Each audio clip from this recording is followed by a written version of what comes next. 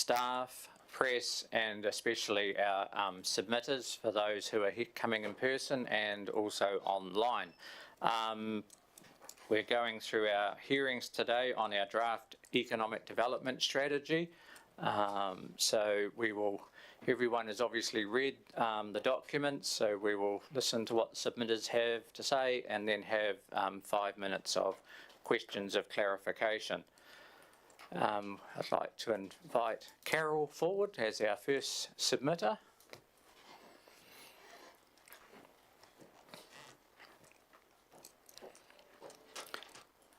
Now, if you could just push the right-hand button, which will put your microphone on, Carol, and we are live to the community out there. So welcome, thank you for your submission, and look forward to hearing what you have to say. Thank you. Okay, thanks for having me. Right, seeing I've only got 5 minutes, I'm going to have to go fast. No, you've probably got 10 minutes because we'll have 5 minutes of question time. Okay.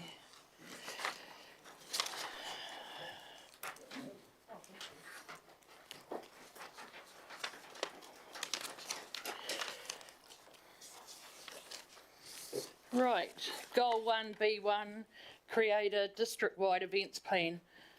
My thing here is ensure no existing event is moved from a well-established state in their guaranteed gate. Could you just move your microphone a bit? Those at home probably won't be able to hear. Thank you. Is that better? Yep. Okay. So, yeah, ensure no existing event is moved from its well-established state. Now, the reason I've put that in is because last year I was asked if I would move the Santa Parade to a week later, and it was so that the events people could have one event each week leading up to Christmas. But the Santa Parade has always been the first Saturday in December and has been for probably 20 years that I've been doing it, and I'd say probably a lot longer. So I'd hate to see events that are already in established state being moved to fit in with other events that are just reasonably new. So that's just that one there that I would like to put out there. Goal 1B2, identify events to be targeted for delivery in the district. And you've all read this one.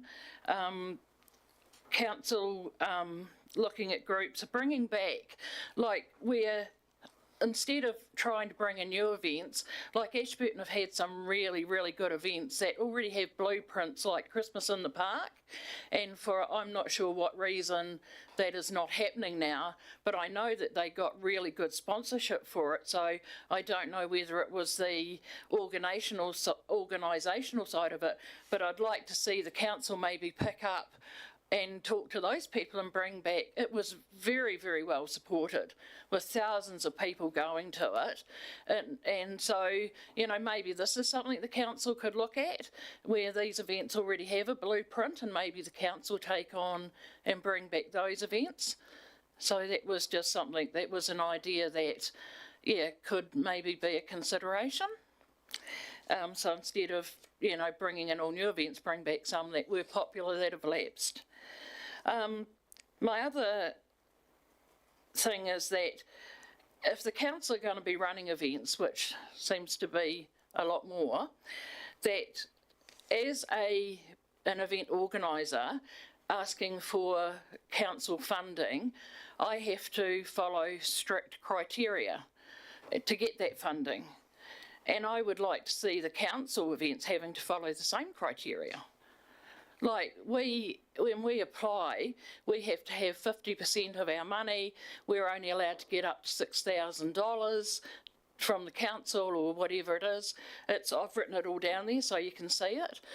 When council are running events, and I know Light Up the Night, $47,500 seems like a huge amount of money to me for an event that has been running for 5 years, and I've been involved in it for those 5 years, and it has been not well supported, and I don't know why. The first year that it ran, Peter Mack and I did the emceeing for it, and at 6:30 when it started, there were more volunteers than people there. The second year, I think Hoops did it, and I think it picked up a bit. Then the second, third and fourth years, you introduced the giveaways. So of course that brought the people in because everyone likes to get something for free. And then last year it was huge and done very well. Set out, it was, but just still didn't get the support. And I think for that sort of money, it's all, you know, like, should the council be able to dip into the ratepayers' money to run these under different criteria than what we have to do as people asking for funding? So that was that one. Goal 1B4, enable a plan for an iconic event per quarter, existing new events. Seems to be a strong leaning towards new events. I fully support more events, however do ask the District Council to offer additional assistance to established events and existing events. Do you agree with your draft action plan on pages 2 to 17? Yes, however, would like to see additional comments. This one is quite a big one for me, with the events that I run. I'd like to see a blueprint for when an event organiser asks to have the use of East Street, Ashburton, or the long, whether it's Argyle Park or wherever it is, that when you put in your event application, that you are then handed a blueprint for the restrictions and recommendations around using that piece of council managed land. So if I say I would like to use the Long Green to run an event, straight away I know I have to supply portaloos. It's going to cost me $300. I might have to have if I have to have a T&P, like, so straight away I know, instead of having my event application go in, and yes, you're going to have you have to have your insurance, you have to put in your H&S, but then later on down the track, you now need a T&P, you now need this, you know, just so it's, for people that are coming and running events, I think it's very important to know up front what you're looking at and what so that you can plan that event properly. And so that was, a big one. I find the paperwork quite, repetitive and, I don't know, it's not user-friendly. It's quite hard. So I am not good at my paperwork, and I have made huge improvements this year.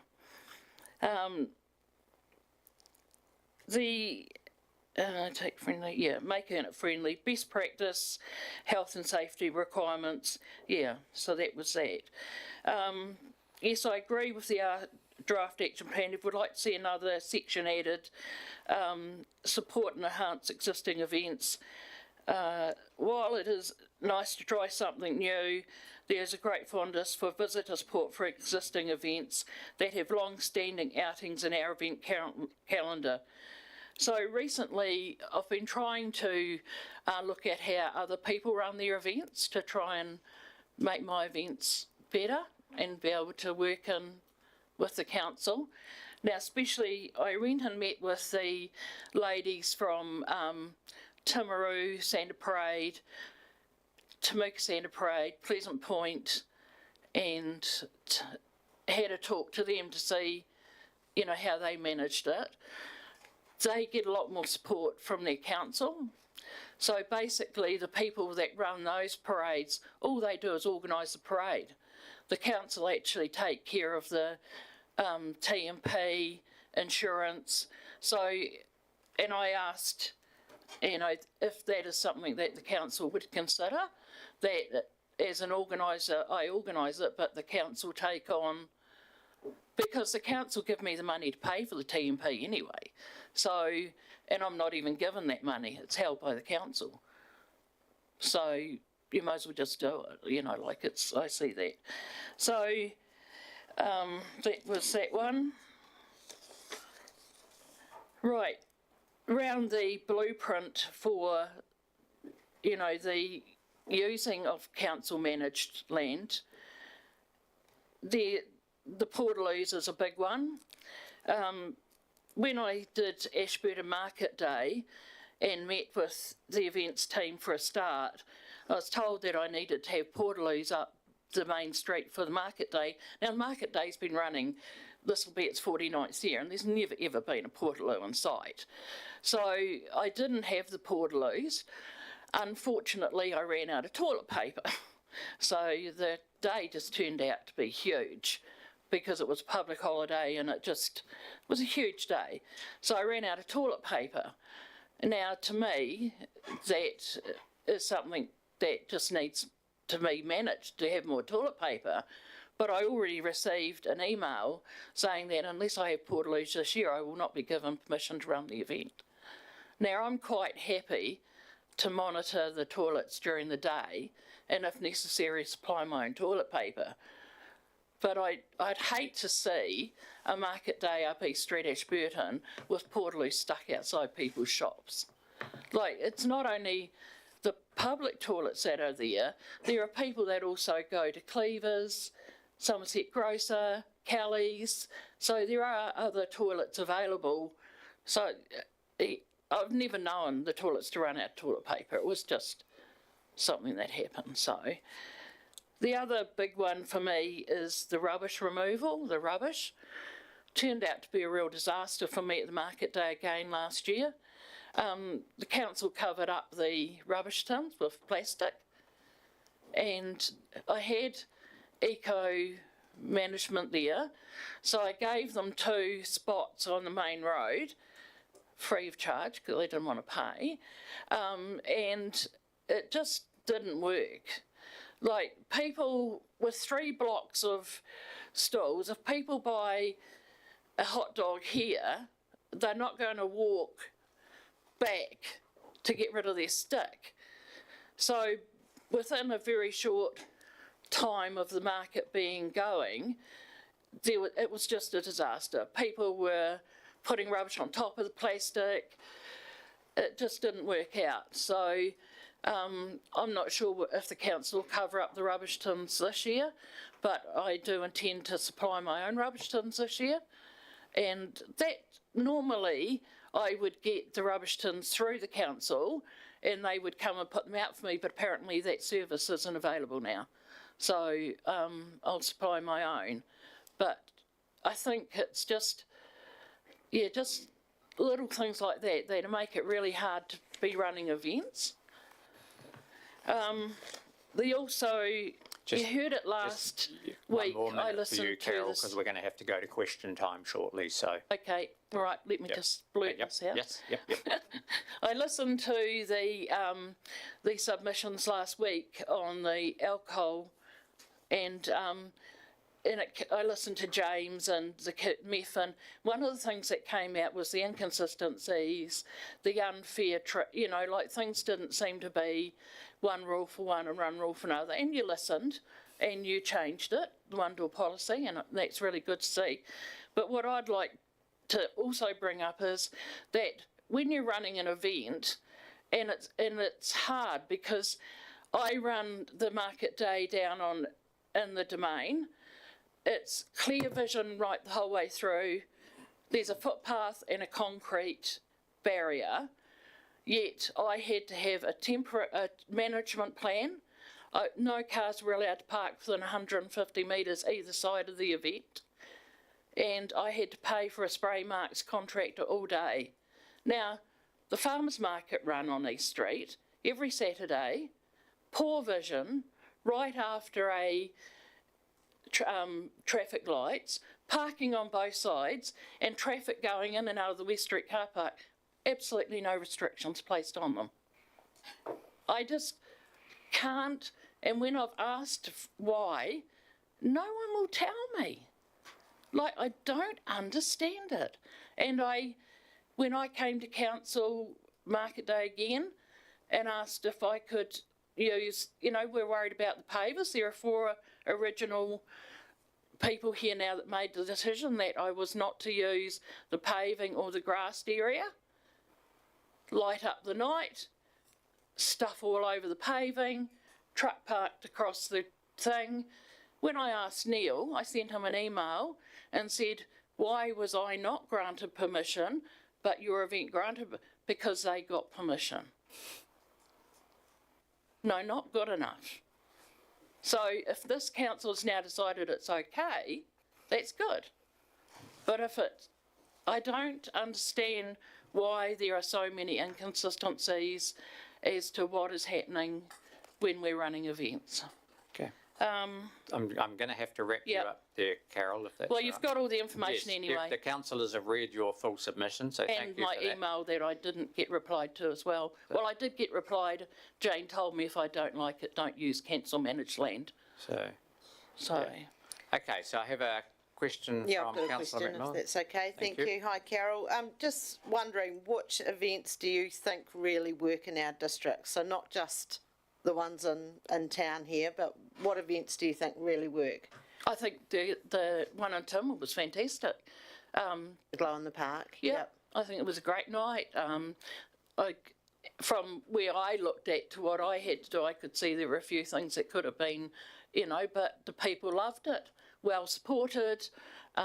Took me 2.5 hours to get there. Like everyone? Yeah. The movie night seems to be, well, I think when we apply for funding, the criteria is that you have to have the numbers. So maybe the council and other, need to look at that when they're running their events, whether that event is being, being supported for the money that's been spent.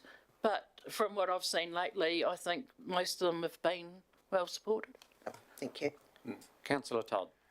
Thanks, Mr. Chairman. Thanks, Carol. You request ADC offer additional assistance in established and existing events. What type of assistance are you thinking about? Is it financial or help in other fields, or like what? I think just like I know that on discussions with the events people now that the council have been purchasing like things to cover the cords, and you've got a tent, and from what I've been told they could be made available to other event holders. I'd actually like to see a list, and I don't know whether it would be a council job or events people get together, but a list of all the resources that are available, because then as events people, we could borrow instead of having to go out and hire it, and because there's quite a lot that goes into health and safety, and so I think it's not only financial. I'd like to see more financial. I don't apply for it for my own personal events. I only apply for it for the Santa Parade. But any money's good money. The indemnity insurance traffic management plans, what's the cost of those? For this year, I think for the Santa Parade, it's 3,600. Okay, Yeah. okay. Cool. Councillor Brown. Thank you, Mr. Chair. Carol, just a couple of questions, if I can, Mr. Chair. The first one is, you've been going for the last 20 years, I understand. That's standing in your document. What is the big changes? A couple of them. What happened over the last 20 years? What was it? Why was it this easy 20 years ago? Because when I first started doing it, there was basically no council input. Like, I applied for the TMP, it was approved, but now I think the main is health and safety, and I fully understand that. It's just got to the stage now, there's so much reporting, I think, and like, whereas on your Santa Parade float there would be people standing up, that's not allowed, and it's very hard to monitor. Like, they can leave Mona Square all sitting down, by the time they get on East they're up doing their poise, it's very, very hard to, and so I think this year I'm going to put indemnity on the registration form. I think just it's health and safety's made the big difference. Another question I've got, you run them and you make a profit out of it? Pardon? With the events you're running, you're making a profit, or is it completely... I hope so. Okay, But not it the is. Santa Parade. Santa Okay. Parade I do purely as a community. Okay, thank you for that. Councillor Hooper. Thank you. Yeah, Carol, you talked about past events, good past events that we should be looking, apart from Christmas in the park, what else are you thinking? What are these other ones? The Woolly Munches, like I remember way back when that was huge. Like it was, that was just I think more of a, I don't know, it just seemed to be well supported. Didn't make any money though. Well, the council's not in it to make money though, are they? No, but for the organisers, Yeah. that's why I didn't. No, I'm meaning if the council are wanting to look at, bringing back events, like you're talking about having a quarterly, a major event. So maybe some of the older events, I'm not sure, like, I'm New sure. Year's Eve street party used to be big. Yeah, the street party, New Year's Eve party. There are the sorts of things that I'm thinking of that they'd already have a blueprint. So you're not having to start from scratch. And, you could get the information from the people that run them. Yeah. Thank you. There's no further questions, so thank you for your submission. Thank you for taking the time. And we will be, considering this later in the day, so thank you. Yep.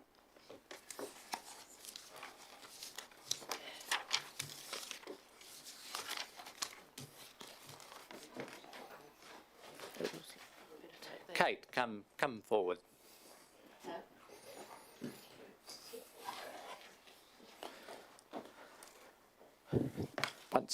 So welcome, Kate. Thank you for your submission. So your first one is connecting Mid Canterbury Charitable Trust. So I'll just hand the floor straight to you, and you have sort of 10 minutes to go through your submission, which we've all read, and then we'll have 5 minutes of question time. Thank you. As I've submitted for both, I think we were putting the time together. Was that not correct? Yes, you're one after the other. So do you want to just do them together? Let's just merge it Okay, all, yeah. cool. Thank you. I have a dream that all council policy and strategy will be driven by what's actually happening and needed in our district.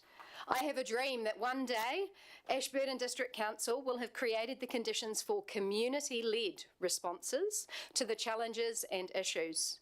That instead of council creating and choosing solutions for community, that the policy and strategy will be coming from the ground up. I have a dream that tangata whenua will be involved in leading change, initiatives, policy and strategy. That we will all benefit from mātauranga Māori that centres nature, focuses on collective well-being, that intergenerational change, the long-term view, not looking at problems in isolation. I have a dream that many cultures and voices of our migrants are reflected in council ways of working and in their documents. I have a dream that council staff will see themselves and work as conduits for community-led solutions. Conduits of funding, of resources, of information, facilitators of ideas and relationships, rather than managers or creators of solutions. I have a dream that when council consults around an issue and the community identifies a solution, that council doesn't ignore it but does what it can to support and resource that solution.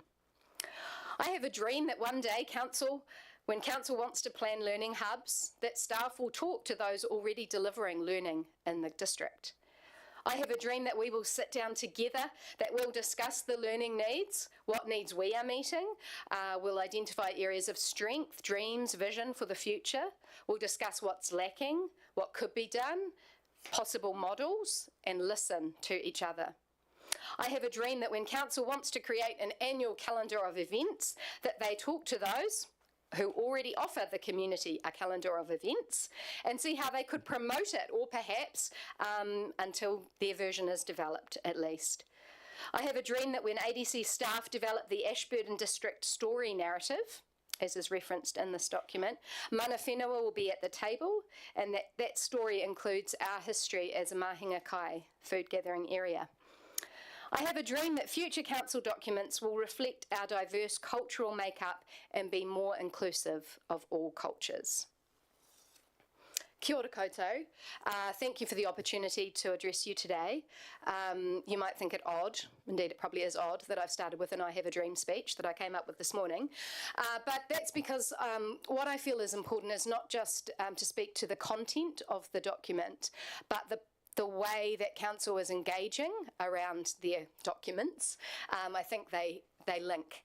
So goal 1 is what I'll talk mostly about today. Residents are engaged and invested in our community. If council wants us community organisations as well as individual residents to be engaged in strategy and policy and plans of council, then I would suggest perhaps a different model for that engagement. This engagement looked a bit like, here's our plans and thoughts, what do you reckon? And I like the idea instead of going to those involved in the sector. For example, in goal 1, that would be those involved in the learning hub already or learning providers. And goal 2, talking with businesses. And goal 3, talking to those who are providing, involved in tourism and whatnot. But for goal 1, that's what I can speak to. I think engagement, if you came to those who are involved in that sector already and look to see what's happening, what are the issues, what are you hearing, this is what we're hearing, how can we work together to build a solution? I think we will get better outcomes and also better buy-in. At the moment, it feels a little bit like, and you may hear it in the community, a little bit like council's over here and other people or groups are over here. And my vision and also recent research suggests that to have better outcomes for our communities, which we all care about, is when we work together and we're looking more at sort of community-led solutions rather than council-led solutions. So that's, I guess, my main point, I hope, is coming across. Feel free to ask questions whenever. So for those who aren't aware, I'm passionate about education. I've got 4 degrees. I'm a teacher at Ashburton College in one role. In my other role, I run an adult and community education program. I've set up a website so that anyone who runs learning opportunities in the district can promote them through one platform. We have sometimes over 50 events in 1 month that are happening in our district for learning opportunities on that website. It's amazing. And that's your council run opportunities for learning through the library and the art gallery. That's community groups and organisations who don't really have a budget to promote. All sorts of people can put their events on our platform. So yeah, when I read this strategy with interest, I was like, oh wow, how come we didn't know anything about this? Where'd this come from? I talked to the Ashburton Learning Centre, who are the other key provider of adult and community education. Well, they hadn't heard about it either. No one talked to them either. What? How can that be? That surprises me, disappoints me somewhat. And I know that council have some wonderful staff and they're really hardworking, and I acknowledge that and all the work that's gone into this book. But I just wonder if you'd have more buy-in if you involved us from the beginning. Also around the Welcoming Communities Plan, I've been involved for over 5 years with Welcoming Communities. Several through Alana Batchelor, Janice Mackay, Rachel Carr. Disappointed to see that role's been reduced to half-time. Mostly disappointed, and I'm not sure if you're aware, but a couple of years ago there was a great consultation done by when Janice was in the role of lots of community groups, people who serve newcomers and migrants like ourselves, newcomers and migrants themselves, lots of consultation done. Excellent. And guess what? We came up with what is the main problem here? What are the solutions we need? And we came up with a solution after all that consultation. And the solution was our community already has fantastic services for migrants to enable them to feel welcome. The problem is, how did the migrants find out about them? The solution that everybody came up with was, and proposed to council, which was rejected, was that we should have someone at council working with employers who will support their migrants, because that's the main connection. Basically, all migrants, apart from refugees, most of the migrants here have been brought here because of employment. So they have, one of them at least in the family will have an employer. And so if we had someone at council who, this was the decision some years ago, who could be working with employers, how to develop a plan, how to support employers to support their migrants to open up what's available here. That was yeah. So when I read this plan and I think, oh, here we go again, Recently we've had consultation again about welcoming communities, and I just feel it's wasting a lot of the community time and probably your staff wages going round and round in circles when actually we had a really great consultation and there was a solution proposed and it wasn't followed through. And to me the solution looked relatively low cost. And that solution is still needed. It's still not there several years later. So anyway, I don't mean to complain, but I just use that as one example where I feel that community consultation is really important, but if you don't take what's been shared or what's suggested by the community, you're going to struggle to get community buy-in on your consultation, because what's the point?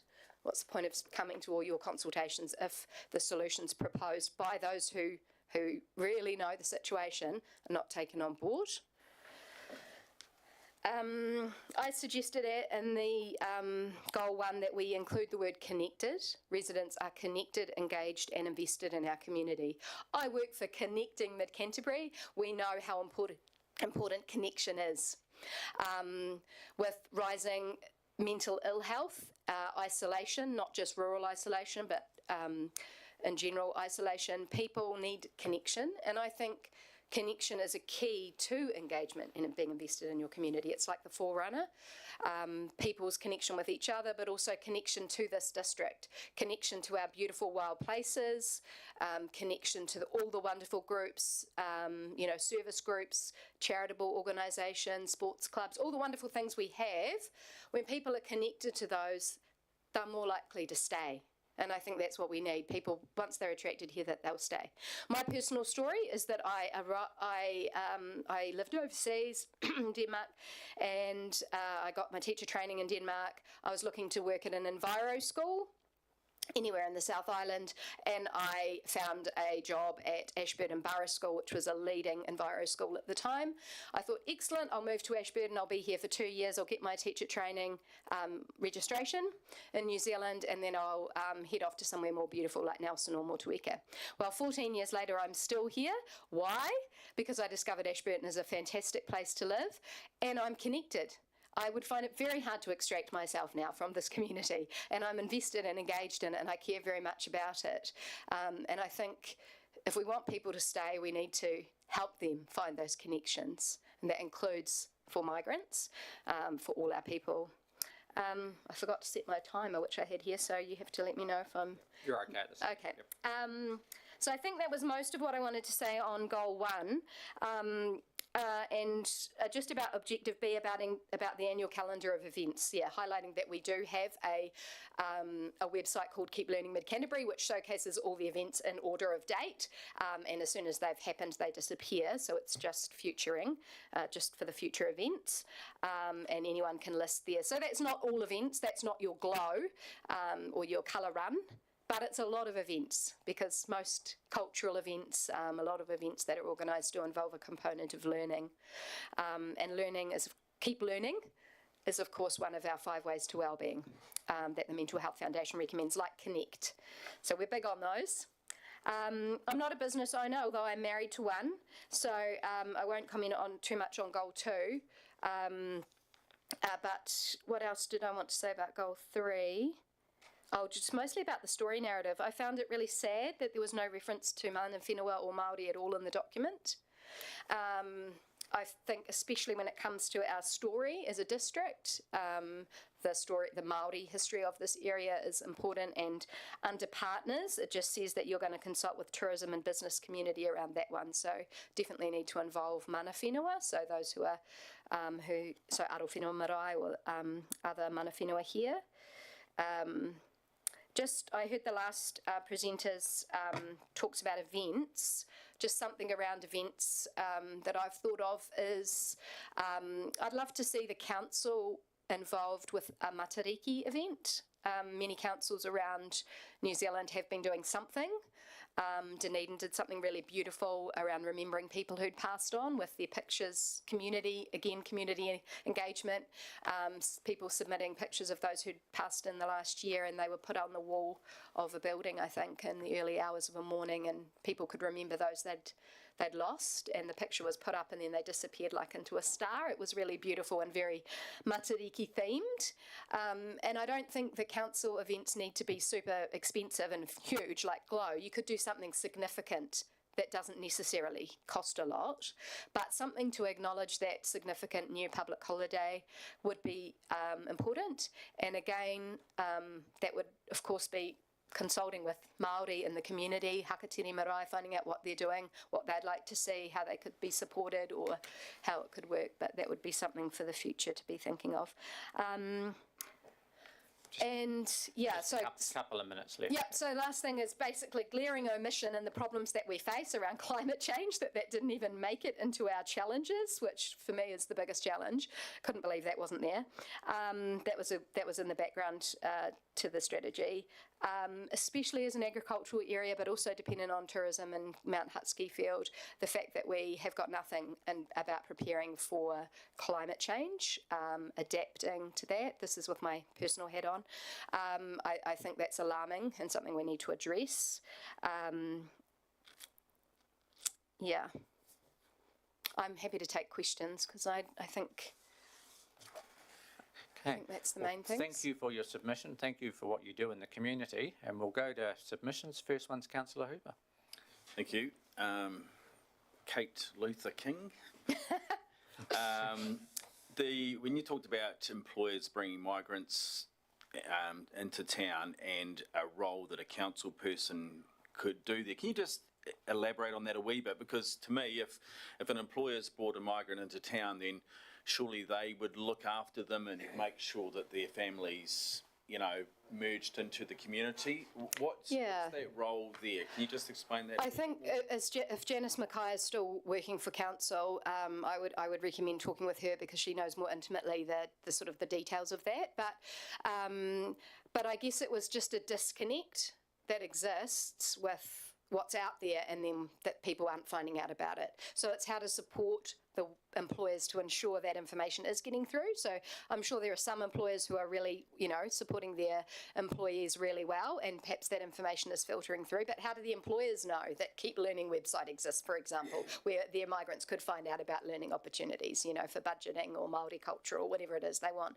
So, how does the employer even know that exists? So it's sort of, I think it was more about a council person or someone, but the suggestion was that belonged with council to sort of think about how that might look, how they might support employers to support their people, and ensure that it's happening.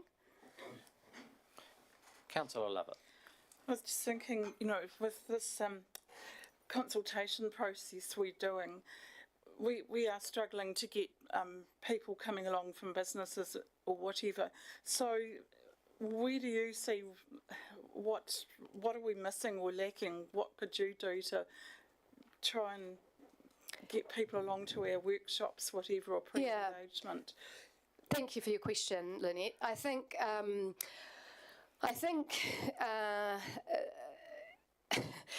I guess the problem is if people have experienced not being heard or their thoughts not actioned on, then they will think, why bother again?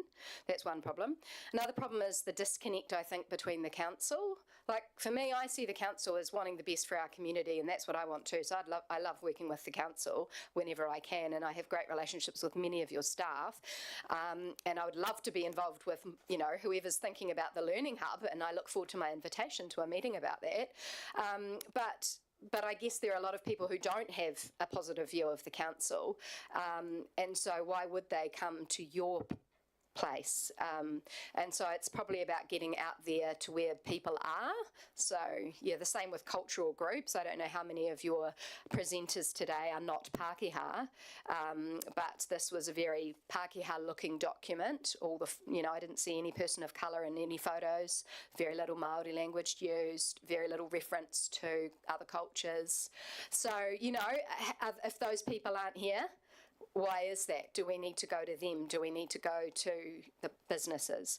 But I have made a suggestion to the team, and I think Emily's going to be following that up, that she talk to my husband, who is a small business accountant, because he could give you all sorts of information around businesses and what the problems are, what the dreams are, why they're thinking about moving to Australia, why they want to stay here, whatever, because he deals with all sorts, and he could do that in a way that doesn't give away anything about any particular business that may be sensitive.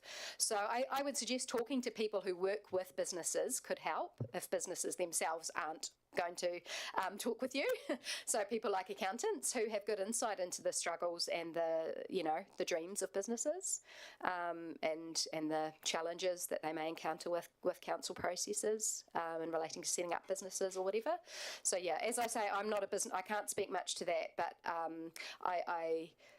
I guess it comes down to the approach, and when you're inviting people to speak and answer your questions on your document, that's something different than going to them and say, hey, come tell us your issues, tell us your dreams, tell us, like reversing it around so that it's like led from them instead of here are our solutions, what do you reckon? Yeah. Thank you. Councillor McMillan. Hi, Kate. That kind of leads quite nicely onto my question, because I know you attended a couple of the wellbeing workshops that we had. Do you think that was a way that council could sort of, I suppose, listen first and then take that information through to them what we are going to work on in the future? Yeah, I mean, hopefully that was a constructive exercise for council, and I guess we'll see what happens afterwards. But again, it was quite structured, which is necessary, I suppose, with those things, to your questions and your like particular things that we had to talk about. So I was shocked at the business, especially the economic development wellbeing, the economic wellbeing one, to see very few business people, if any. Most people there were from community organisations. And we care about economic development. I care about the learning part of economic development, especially. But yeah, that was interesting, right? So. Just one more question, if that's okay. You said you've got quite a few connections within council, so I'm just wondering, do you have someone that you could email and say, hey, this is my website with the Learning Hub on it, here's all the details, are you able to share that? Like, do you feel like, council could ask you for that information, but you could also give it? Yeah, I guess, so the answer would be no. I was involved in the Caring for Communities group with yourself, and as part of that, that's disbanded now for those not up in the know, but Caring for Communities developed after COVID, and that was excellent. And at that time, we talked about training opportunities and things like that. There were council staff present. I talked about the fact that we had Keep Learning Mid Canterbury. We run programs ourselves. We have a website where we can promote others. I was really keen to engage with the council staff who had been tasked with training, and I never heard from anyone. Okay. So I feel like I've been out there as much as I can saying what we're doing, but I've never had a response. And when I indicate I've had good relationships with council, that's people at the art gallery, that's that's Shireen, that's Jane Riak at the library, those people who I work with and running events. Not so much the people that are putting together policies and strategies. I don't know them to talk to. Councillor Todd. Thank you. Thank you, Kate, for your passionate presentation today. You talk about council needs to resource the groups delivering the actions. What do you mean by resource, and in what way? Yeah, so I guess that would depend on what we're talking about. But let's take the Learning Hub. If council has identified that there's needs for training, they talk to the people who are currently delivering. Is it possible I mean, it won't be in all cases, but is it possible that those people may actually be able to deliver some of the training needs that have been identified? And if so, what do they need to be able to do that? So in some cases it might be funding, in some cases it might be contexts. Like I read this and think, wow, there's obviously a whole lot of need that I haven't heard about, because I'm hearing about other needs, learning wise. But it would be great to be put in touch with people who are, you know, like, so it might be that conduit, that facilitator of relationships. So it's not just about funding. I think it's also connecting, like Council Whā hearing over here about these learning needs. They could perhaps connect those people up with, you know, myself or the Learning Centre or whatever, and we could figure out, is there any match here? Maybe there isn't, right? They want to do something completely different we can't manage, that's fine. But like those kind of connecting relationships, resourcing. I ran an event, quite a big event at the Amazing Race this year, and I was really pleased that I could submit my health and safety plan to Sarah Davidson here at Council, who was happy to read through it and check it for me. So, you know, like supporting in ways when you've got paperwork to do, perhaps providing templates. Yeah, but I think connecting people, making connections, sharing ideas, as well as funding. Okay, thank you. Councillor Brown. Thank you. Thank you, Kate, for being here, and I know you're a passionate lady. You're talking about a lot of groups are doing well here in this district. You're well connected. So my question is, what is council doing with that? Yeah. Do you need council? Well, I would like to think so. I would like to think that instead of, yes, you're right, all our groups, we work really well. I think in some places there's talk of competition. That's not the case, not been my experience. I collaborate a lot with other small, you know, non-profit charitable groups, and we refer to each other and we work on problems together and all that. So that's really good. But yes, council does feel a little bit like it's over here. And council might fund some of us, and we're grateful for the funding we've received. And we're accountable to council. But yes, there's not that accountability back. What are you doing? How are you accountable to us?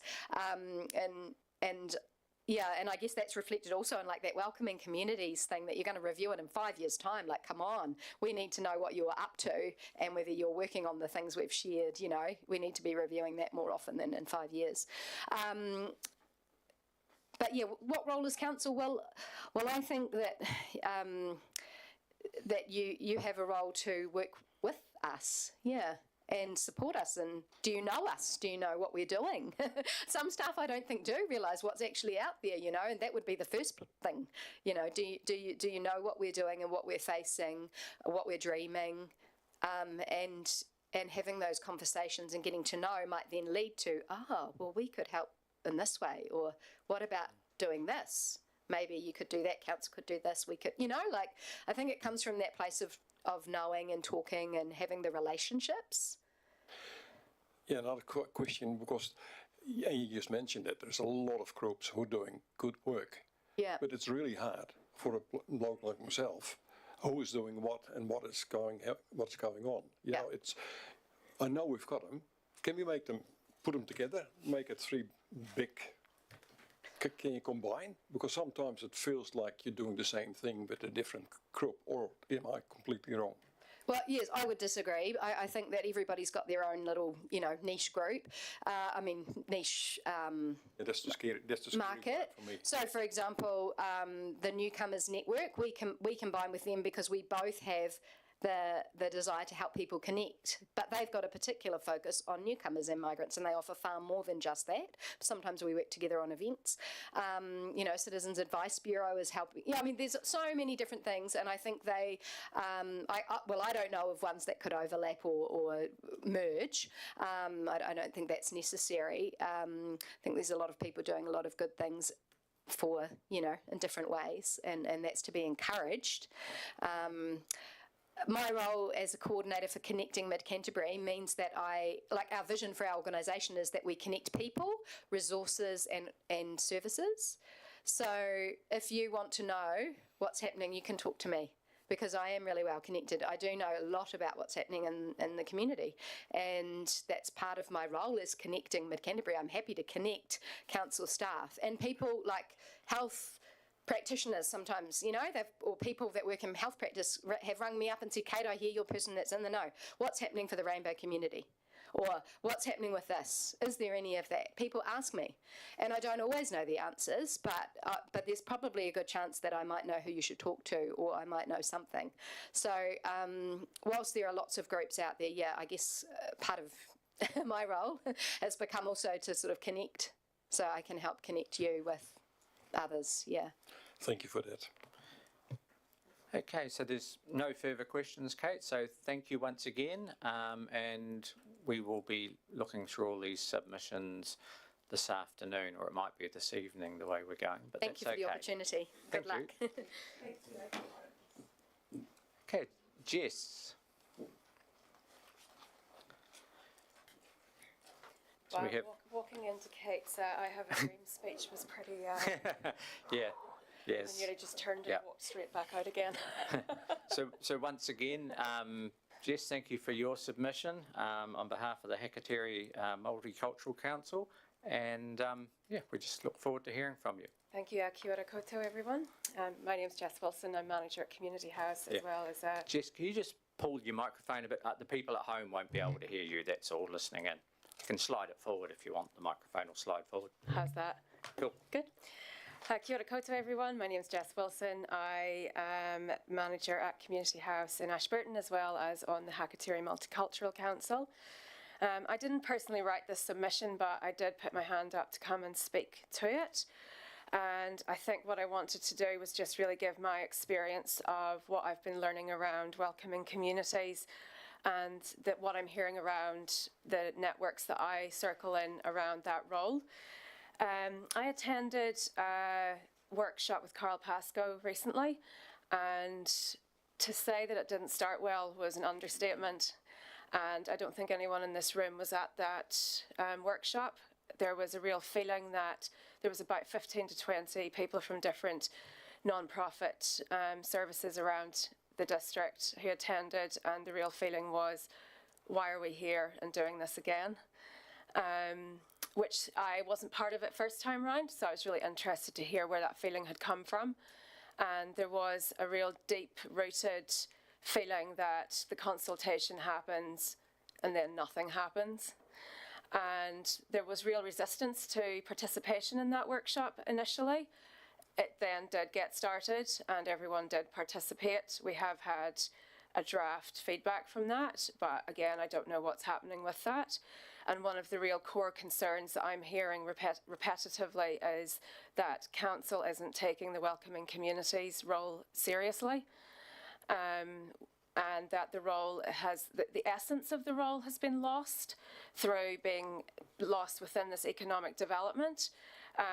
My personal perception on that is that it is an important part of economic development, but perhaps that the role has lost its real community, welcoming community essence.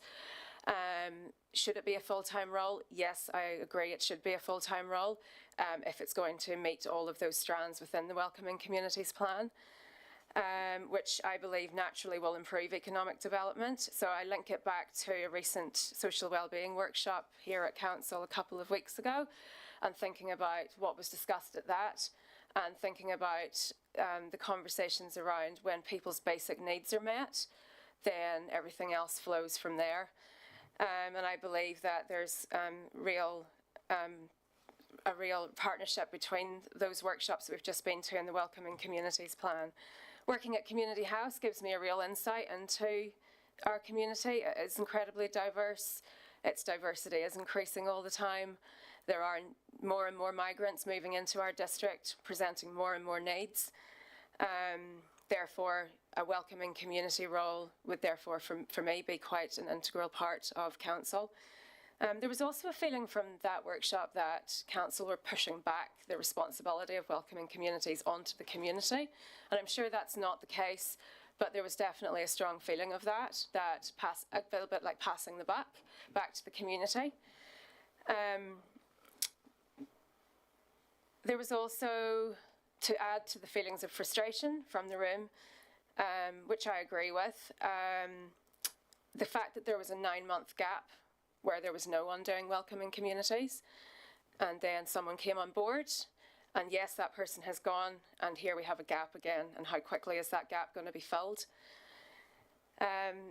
From the Hakatiri multicultural perspective, I mean, this is essentially what we do. It's making sure that our diverse communities and migrants and newcomers have opportunities to integrate into our community. Mercedes does an absolutely wonderful job. She is just one person and works overtime to create as many opportunities for people to connect and get to know each other and learn more about the community. One thing that, again, and I think Kate mentioned this about when we do have consultations around things like economic plans and welcoming community plans, is the diversity of voices in the room. Naturally, people who lead in community spaces will attend these meetings, but where are the business voices, and where are the actual community voices? Where are the migrants? Their voice, they should be, from my perspective, they could be invited, they could be included. I'll just finish with, I'm not going to speak for too much longer. I just wanted to touch on something that Kate said about education, and this has been mentioned in our submission as well, about access to tertiary education, which is incredibly difficult. And I think from my perspective, if we start with the people who don't speak English as a first language and who are struggling to gain employment, that learning English has to become a core focus for those people.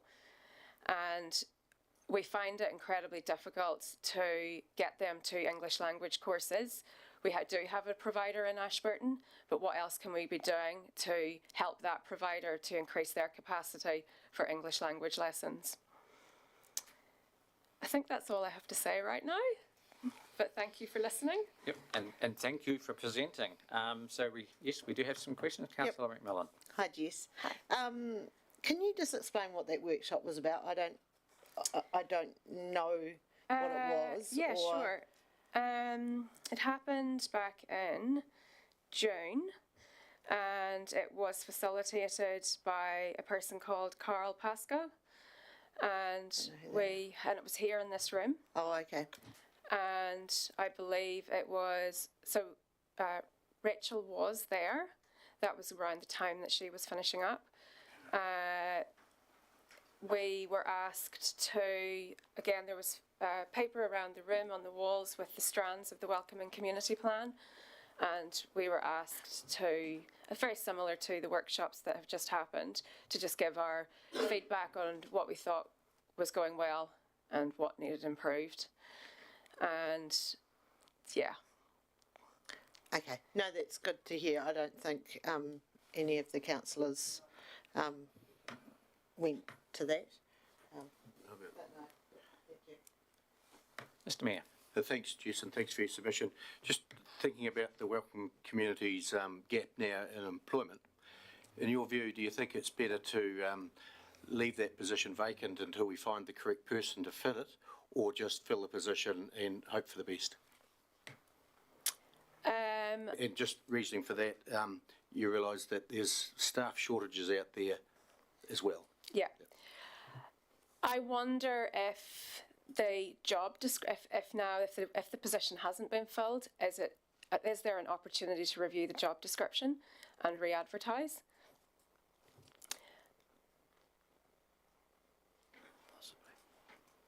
Supplementary, is it better to leave the position vacant and wait for the correct person to fill the position? So you will need someone good in that position. I'm sure there are plenty of good people out there who could be attracted if the job description was perhaps a bit different. Thank you. No further questions, councillors? Thank you, Jess. Thank you for taking the time to come and present. And as I said, we will be going through these this afternoon. So thank you. Neil, would you like to come forward? So Neil's here on behalf of the Rakaia Community Association. Welcome. Thank you for your submission. And the floor is yours. Yep, beauty. Yeah, sort of a bit of both really, myself and the Community Association, but yeah, I won't speak too much in terms of opening speech. Everything that we think is on the is on our submission there, like Rakai's been chipping away at a retirement village for years, and we can see that that's been a problem for our little town, as I'm sure it is for most little towns in the district, for years, for probably 20 odd years now. And yeah, just in terms of it's an economic development strategy, it's something that we think should be on the list. About our little communities should be aware, the council should be aware, as a district we should be aware that perhaps there's more that we can do there as against our elderly folk that want to retire in the towns, or at the very least in the district, but are having to leave the district when they're too old and frail to look after themselves. And this is happening all the time in our little town. It's sad, really. It's not the end of the world, but it's sad.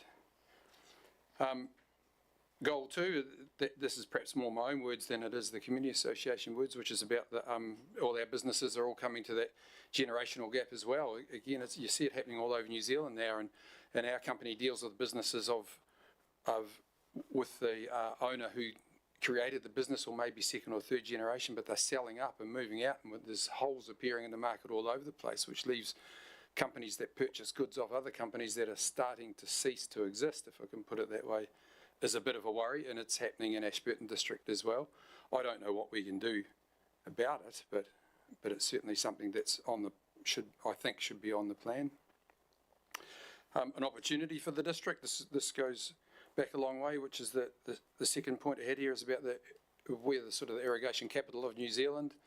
As a company, we deal with irrigation companies overseas as well, and they certainly look to the central South Island for some pretty innovative stuff that's going on. I think as a district we should capitalise on that, and like the words say here, a mini Lincoln College type thing, that there's an opportunity going begging, we think, and again as an economic development strategy perhaps it could be on the list. The tricky subject is this more my opinion than the Community Association's opinion. I don't think economic development strategy in its entirety is council's job. I think it should be set. It should be to one side. And arguably, the First Lady that spoke when I just come in here was kind of saying the same thing there. Council's got a lot on its plate to do, to look after infrastructure and rats, rates and rubbish is sort of the saying. And is it council's job to look after the economic development strategy and employ the people to do that and be sidetracked and be responsible for all of that? I don't think so. I think we should have an economic development agency of some sort standing on its own that from time to time can have a crack at council as well when council isn't getting something right. Goodness knows what. It is council's job to part fund that entity along with lots of other people, including businesses likes of mine, but is it council's job, lock, stock and barrel, to do that? I don't think so. I think it's distracting to council, and it's not a right balance from an economic development, business and community point of view. The businesses, the communities, the community groups need somewhere to go to have a guts ache about council, or give council clear direction about something if they want to. It's a bit tricky when it's the council's in charge of all of everything. And the final point is that, and particularly from the community's point of view, we've been chipping away with our walking biking trail for years. We were arguably the first ones out of the starting block years ago when we grabbed the opportunity out at Rakaya when the Rakaya Reserves Board cleared the plantation of trees, which is about a 3.5 kilometre long stretch along the River Terrace.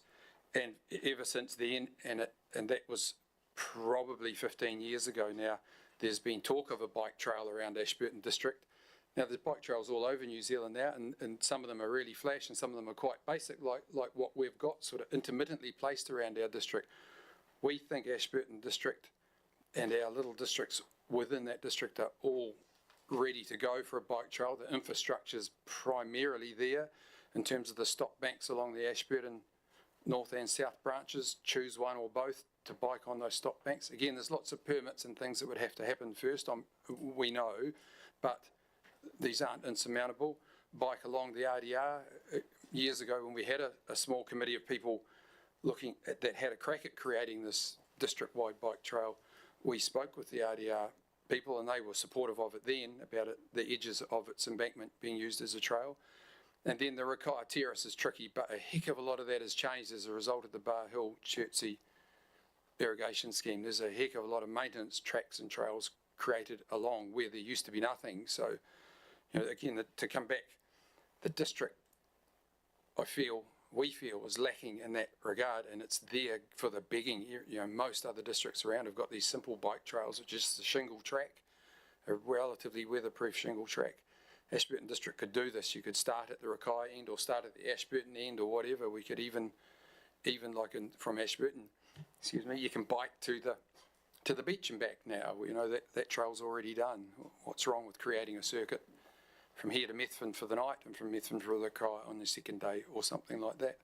And goodness knows what would pop up from there as a keen trail biker myself and my good lady and our friends. There's all sorts of little cafes and coffee shops, even jet boat rides connected to bike trails these days. The Ashburton District can do this easy as pie. And having just spent a couple of minutes picking on council about what council should and shouldn't do at the moment, all the roads point towards council to help create an entity that could do this. And as we understand, there's a stray $100,000 lying around in a bank account somewhere to do with this that would help perhaps get it off out of the starting blocks. That's it from me for the moment. Thank you. Thank you. Thank you, Neil. Good presentation. Questions? Councillor Todd. Thank you, Mr. Chairman. I asked a couple of years ago if there's a pot of gold somewhere for the cycle trails, and I haven't been able to find it yet. So best of luck. I hope you have more success. Tony, can you talk into your microphone, please? Can't hear you. However, just on retirement, have you spoken to any retirement homes? Is that something that's sort of led by demand by them, or do you have to put your head up and sort of start banging on their doors? Yes, at Rakai Community Association we've just been, the nearest we've got is talking to Leaston, and they've got Abbeyfields, is it? Abbeyfields type retirement village. We've spoken at length on and off with them about how they went about it. It took about 10 years and a lot of effort to do it. Yeah, as a community, we don't want to own the village, we just want it to exist. And the vision of how that would be whatever suits, really. Just, a good example is the elderly folk just get too old and frail and can trip over a bit of fluff on the carpet and hurt themselves. They just need someone there that morning to check on them. But it's not a proper nursing home as such. It's not what we've got in mind. Yeah. Thank you, Councillor Lovett. I'll just follow on for that. You're talking retirement village, which is quite a big thing. Would more elderly persons housing, which we have here in Ashburton, I think you've got some units in Rakai. Yes. Would a few more of those not cut the mustard, or would people use those? Well, I think they would. They would? Yes, I think they would. Okay. Yep. Thank you. Any further questions, councillors? Oh, thank you, Neil. Thank you for your presentation. It's great. Right. And we'll be back to you in due course. Yep. Cheers. Thank you. Mark, would you like to come forward? So, so once again, welcome. Thank you for your presentation, and the floor is yours. I guess we wanted to present because we own a number of small businesses within the... Can you just speak into the mic? People at home just won't be able to hear you, so Okay. yeah, thank you. I guess we wanted to present because we own a number of small businesses within the district in a diverse range of sectors. And one of the things that sort of struck us as quite challenging is the engagement with the council. So from an economic development perspective, really what we were saying is focus on the small businesses. Look at how you can actually facilitate access into your infrastructure and get access to the information. And I'm not saying separate website or add more information to your existing website. I'm sort of suggesting the similar ideas to what you're doing with the meeting the councillors at the library sort of scenario, and try and engage with the community. And you're not focusing on that small business as well. I mean no disrespect to the plan. Great that you're focusing on agriculture. It's our biggest sector. That's awesome. But there's a lot of growth in the technology sector in the district as well. And there's just no engagement there. And a lot of that starts up as small businesses, and they first start by engaging with or attempting to engage with the councils. And having been in a role, or I'm in a role where I engage with a lot of district councils throughout the country over different projects, I live in Ashburton. I don't do a lot of business with the council here because you're challenging. I do a lot of business with other district councils because they're not. It's getting the information is much easier, and you can enable a lot of different things because of that. So that's pretty much my submission. The lights are lighting up here. Councillor Hooper. Thank you. I just want to know why is it so challenging to deal with the Ashburton District Council compared to the others? Are you not getting answered back? Are you not getting appointments, or what? I guess it's the focus. So I'll give some easy examples. We built a low Earth orbit debris tracking radar system in Naseby. Several $1 million. It was for a US venture capital firm. It's employed local people and local contractors.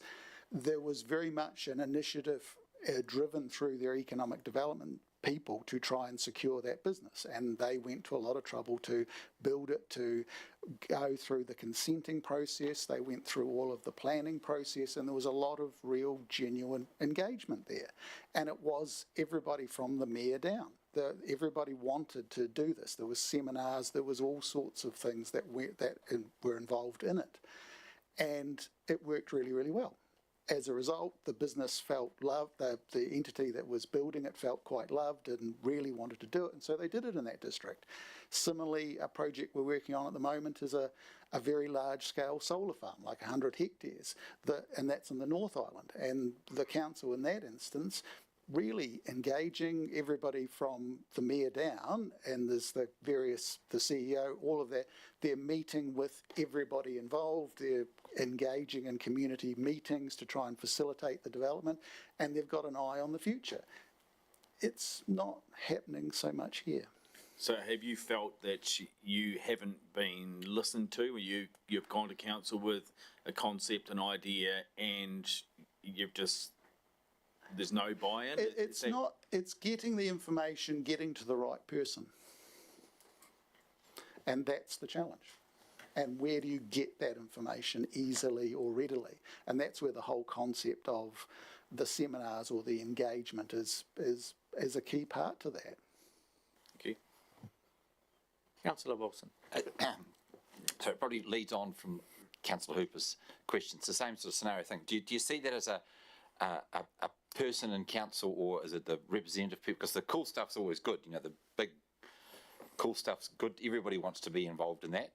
But as you said before, it's the small business that no one actually sees on the radar that grows into the big one. That's the key, isn't it? If you get so, would you see that as a roving person within council that knows, or how would you see that? I guess it's when you can get to the right person, there is a huge wealth of knowledge and information there. And there is a lot of that access is really the key, knowing who to talk to when you've got that type of frustration, or when you're trying to do something, or you've become, I guess, annoyed. And some of that is just trying to identify where that person is. And if you go through the website, it doesn't really get you to anybody. You can talk to somebody within the council who 9 out of 10 times will direct you back to the website, which sort of isn't helping that engagement from a small business point of view. That's good. Councillor Cameron. Just a quick observation. Thanks for your presentation. A good. Yeah, Carolyn, just microphone, please. Thank you. Have you had an opportunity to contact the mayor? It's always. Yes, we have just recently. I think he was on leave at the time, so I ended up talking to the chief executive, and that was regarding just one of our little businesses we are feeling somewhat that the council is intending to compete with us, which is one of our businesses is Virtual and Retro, which is a virtual reality and augmented reality business, and we did feel quite aggrieved by that, addressed the concerns to the chief executive, and he was very accommodating of that. Oh, good. Okay. Thank you. Any further questions, councillors? Oh, thank you once again for your submission, and as I say, we will be deliberating this afternoon. Thank you. Councillors, we've gone behind and now caught back up and got ahead of ourselves. So we've got a break now until 2 o'clock, so stretch your legs, grab a quick cuppa, and we'll go offline for 10 minutes. Yeah.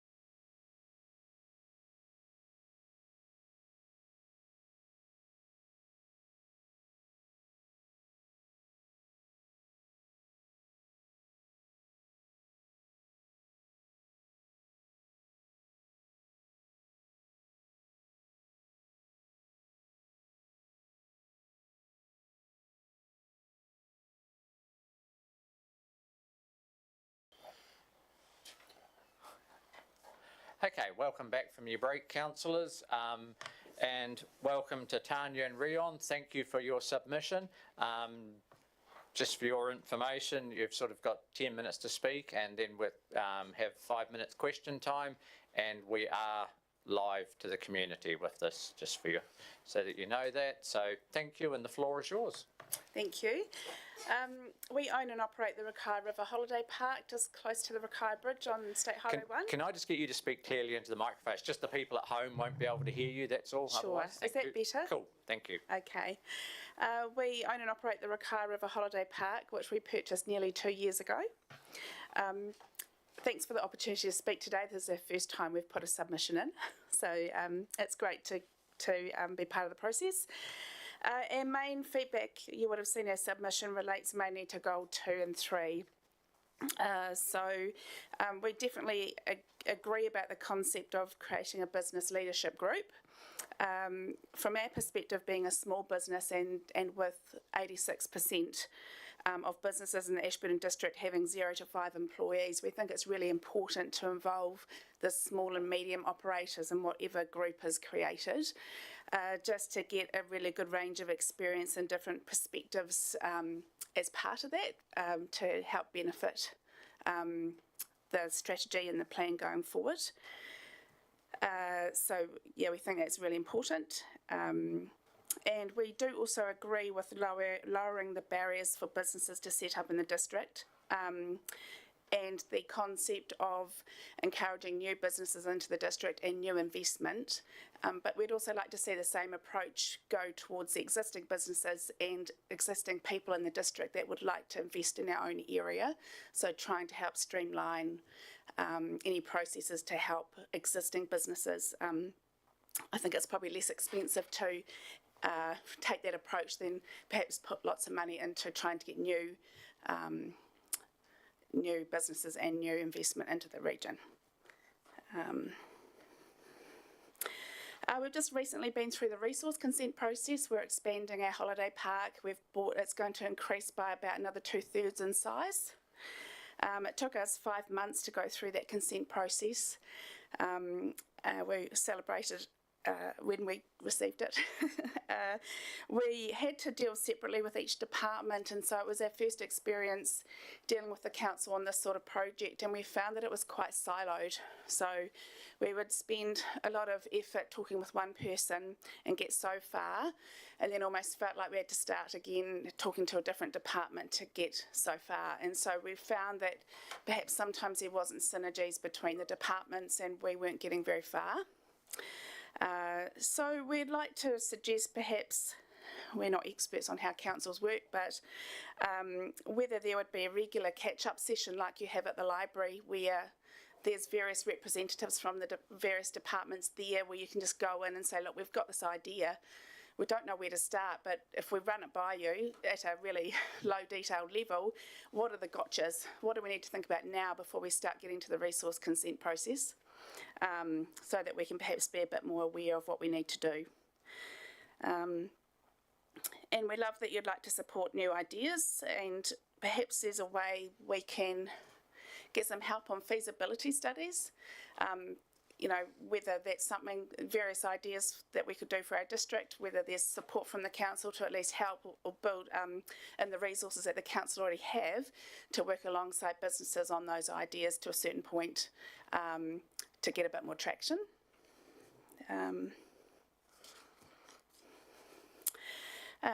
Goal 3, so then talking about tourism operators, there seems to be quite a focus on State Highway 72, Methven and Ashburton Township. There are lots of accommodation and tourism operators outside of those main areas that would also benefit from being part of the strategy. We don't seem to be mentioned in the strategy or the draft plan at this point. And we really appreciate the involvement we're having with Simon and his crew recently on the new sessions that have been set up for tourism and accommodation operators in the area. We've been able to meet up and work together, and that has been really good, so we thank the council for that. But we just think it's important that the wider region of Ashburton District is all offered the same opportunity. So we're located just as you come off the State Highway 1 bridge, and we really appreciate the work that the council has done already to improve the Rakaya toilet and salmon park area. That's really great. What we find though is we have lots of people pulling into ours as their first entrance into the Ashburton district because they're not sure where they're going. They just see a sign saying holiday park and they come in and they're asking questions. They are not sure where the toilets are, where the dog park is. They don't know where the new dump station is. There's no signage for that. So we're getting lots of people calling in looking for information. So it's a really, as soon as you come off the bridge, that's a great opportunity before they get round the corner into Rakaya and maybe turn right to go up Thompson's Track and make their way to Tekapo or Geraldine. It's a great opportunity to try and capture those visitors and try and slow them down a bit. A lot of them we find don't have predetermined itineraries. They're in a camper van and they just call into a holiday park or somewhere to park up. They're free independent travellers, but they've got the money to spend, but they're just not quite sure. So a way that we can sort of help them with the welcome into the Ashburton district and providing them with some more information. We've got a lot of visitors that come in. They are in their motorhomes. They have got lots of spare time at the stage of their life they're at, and they've got e-bikes on the back. And they're looking for bike tracks. So they'll say, right, we've got these e-bikes. We're here for 2 days. We want to go biking. And so for us, we direct them firstly to the Rakaya walkway, which is also bike friendly. We talk to them about the Ashburton bike tracks. We've done the Lakehood ones ourselves, and we've also done the bike park at Mount Hutt. And so they're looking for activities to do.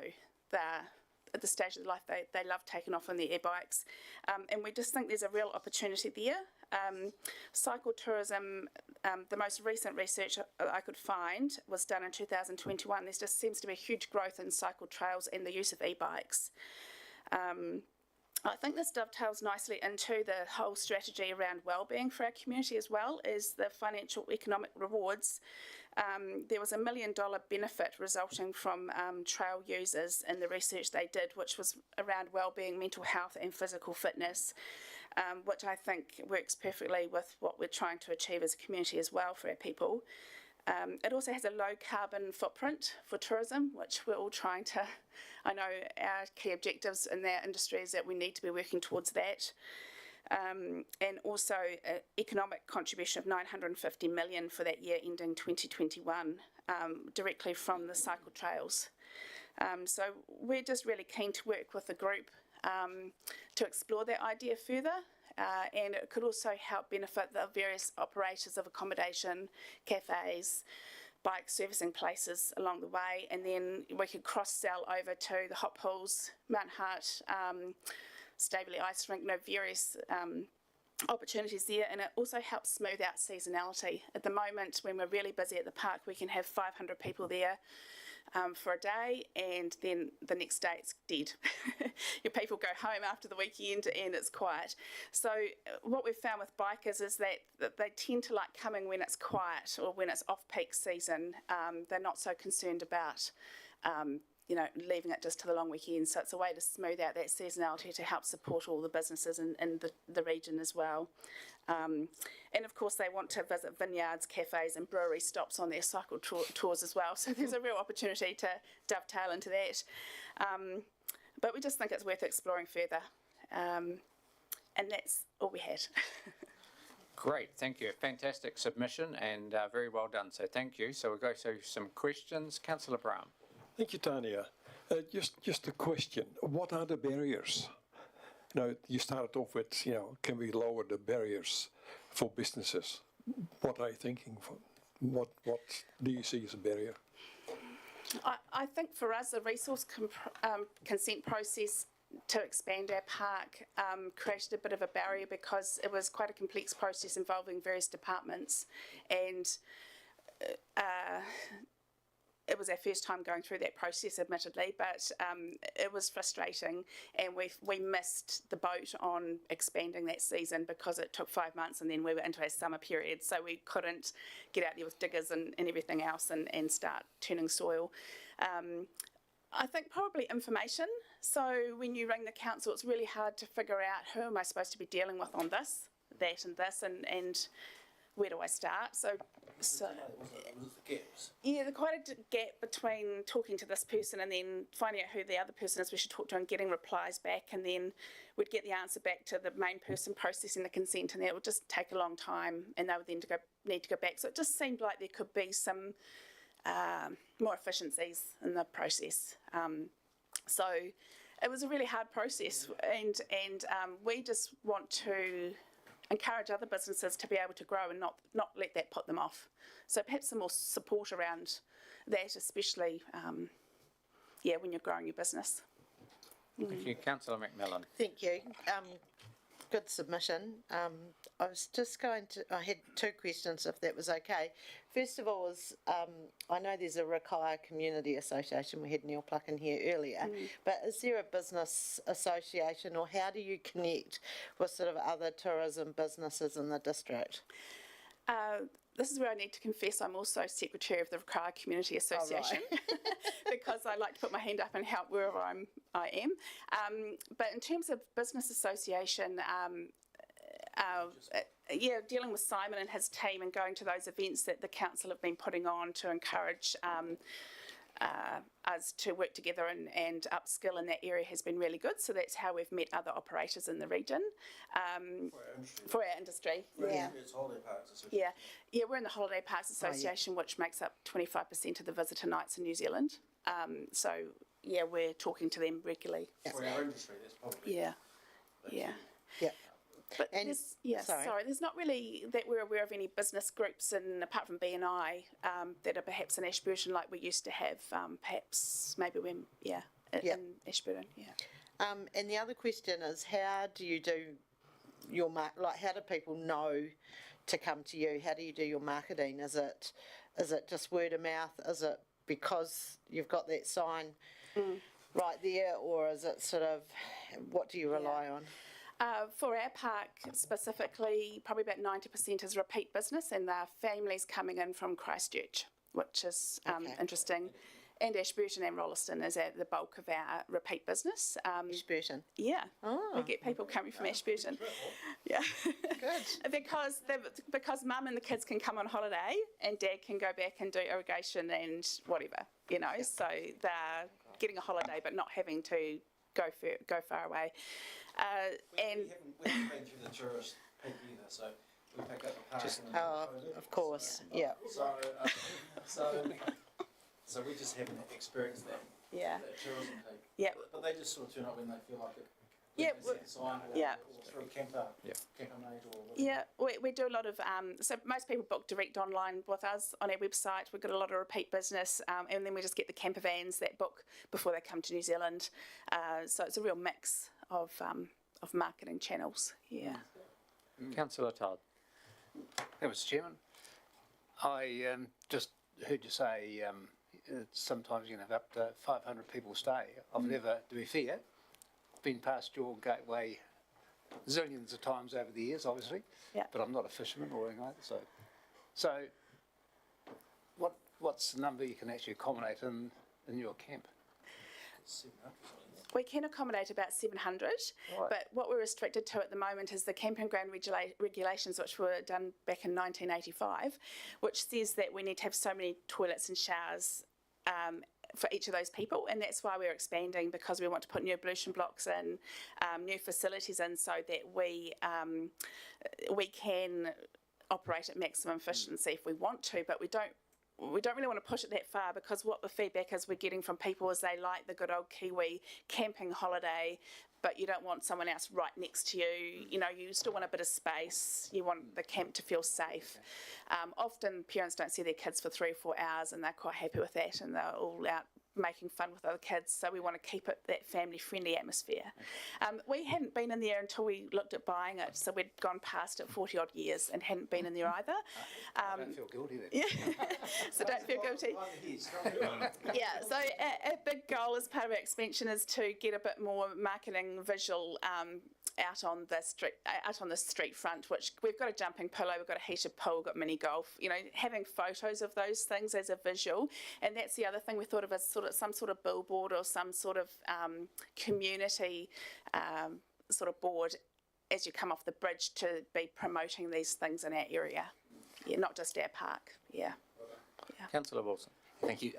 It's to do with when you expanded, did you, because in the farming world, you get a consultant and you pay them huge amounts of money to deal with all these other people. Yeah. Did you did it yourselves, you said? We did seek some advice from David Harford. He came out and visited us and talked to us about our ideas. We always like to try and give things a go ourselves initially. Also, the consensus was that it was from his perspective, it seemed to be a simple thing that shouldn't be too hard. Yep. But as you said, more help from the council to integrate what you needed to do. Is that perhaps what you're looking at? Yes, even when the consent's in, just to sort of help understand, well, what is the process, or is there someone else we should be talking to alongside this to make it go quicker? That's good. Rather than find out down the track something hasn't been looked at and we need to go back and loop back. But yeah. Great. Thank you. Thank you for your submissions. It doesn't look like there's any more questions. So, yes, thank you very much. We'll be deliberating this afternoon and back to you in due course. Right, thank you. Thank you.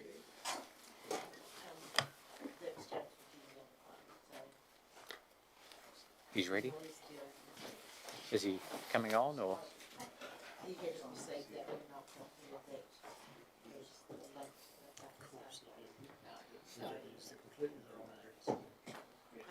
We're just, councillors, we're still live and we're just trying to see if we can get James Mackenzie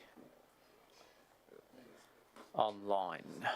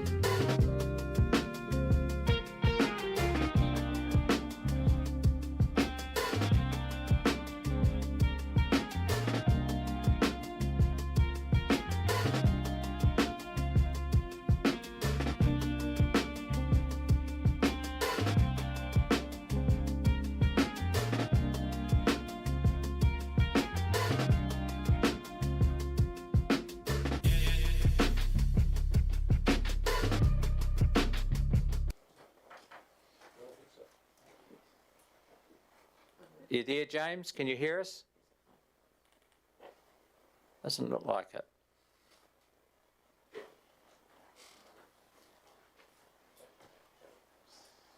Can you hear us, James? No. Someone wave. Can you see us? No. He's not reacting at all. You texting him.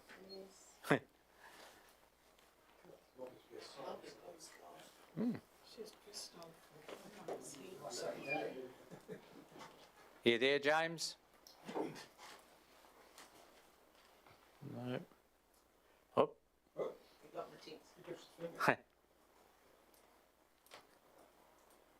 He's no, we can't hear him either. He's speaking. But he'd be able to hear us, wouldn't he? But he wasn't that a thumbs up? Oh. We got the volume off on your phone, Carol? Up on your computer? I'm not in the meeting.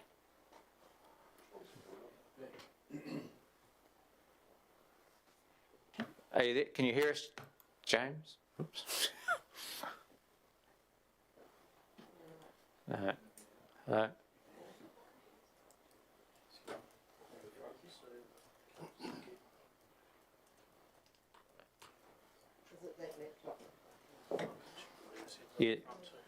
Can you hear us now, James? No.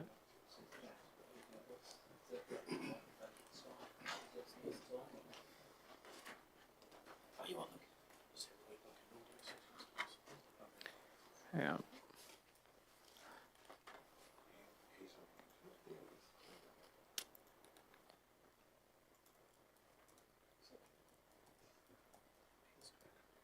Yeah, volume's up. Yep. What plane do we go to now? Whoop, out. No sound. Ah. No sound. Can you? No, and we can't hear him either. Yes, but no, thank you. Oh, Hmm. Oh.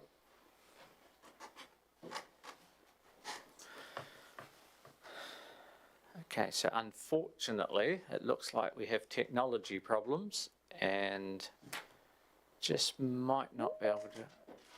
Oh, he's just going to try again.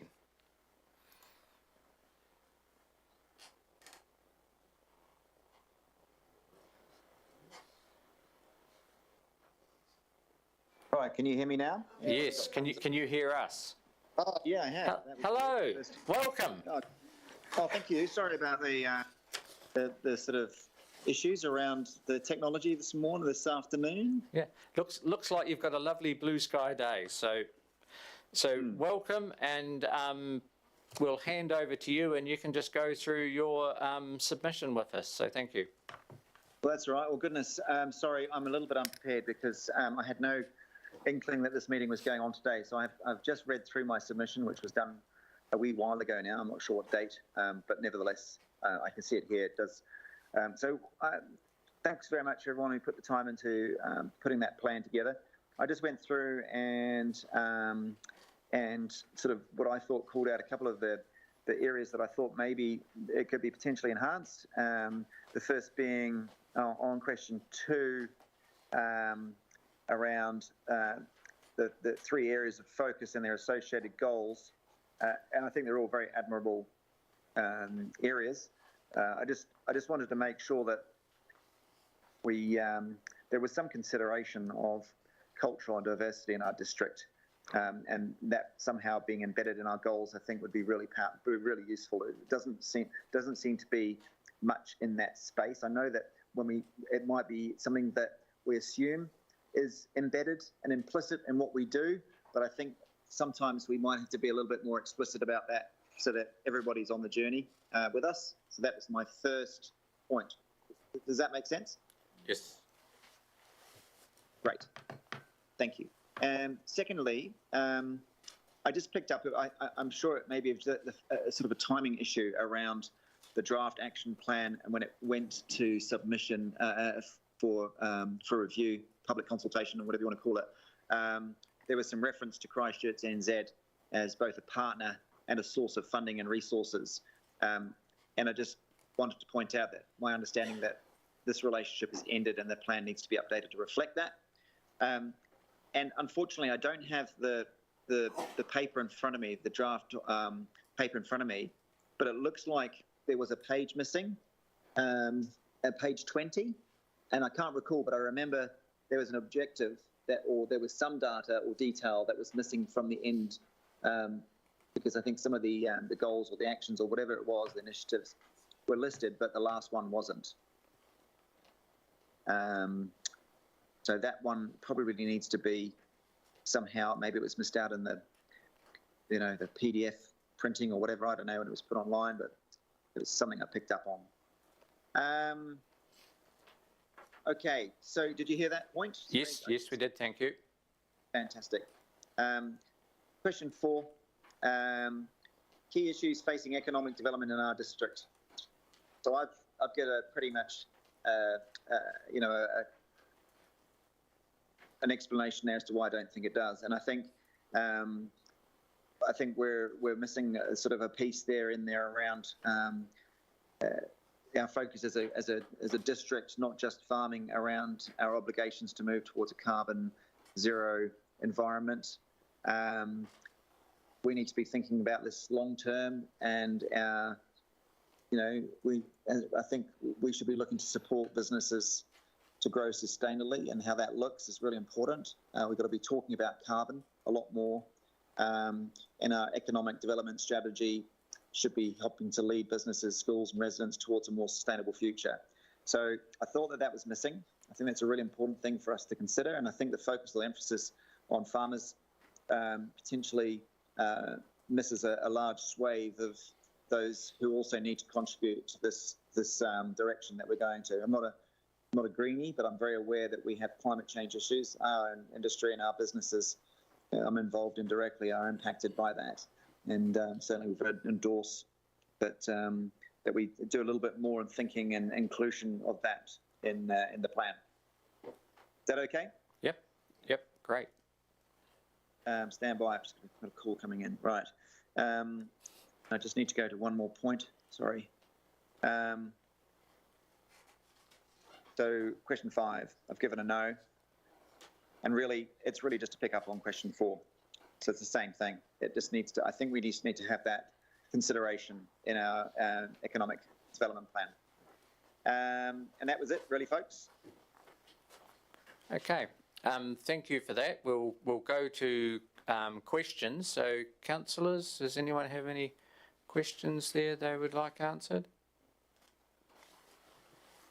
No? So, thank you, James, for obviously a very clear and precise submission, and we will be deliberating this afternoon. So thank you for your input.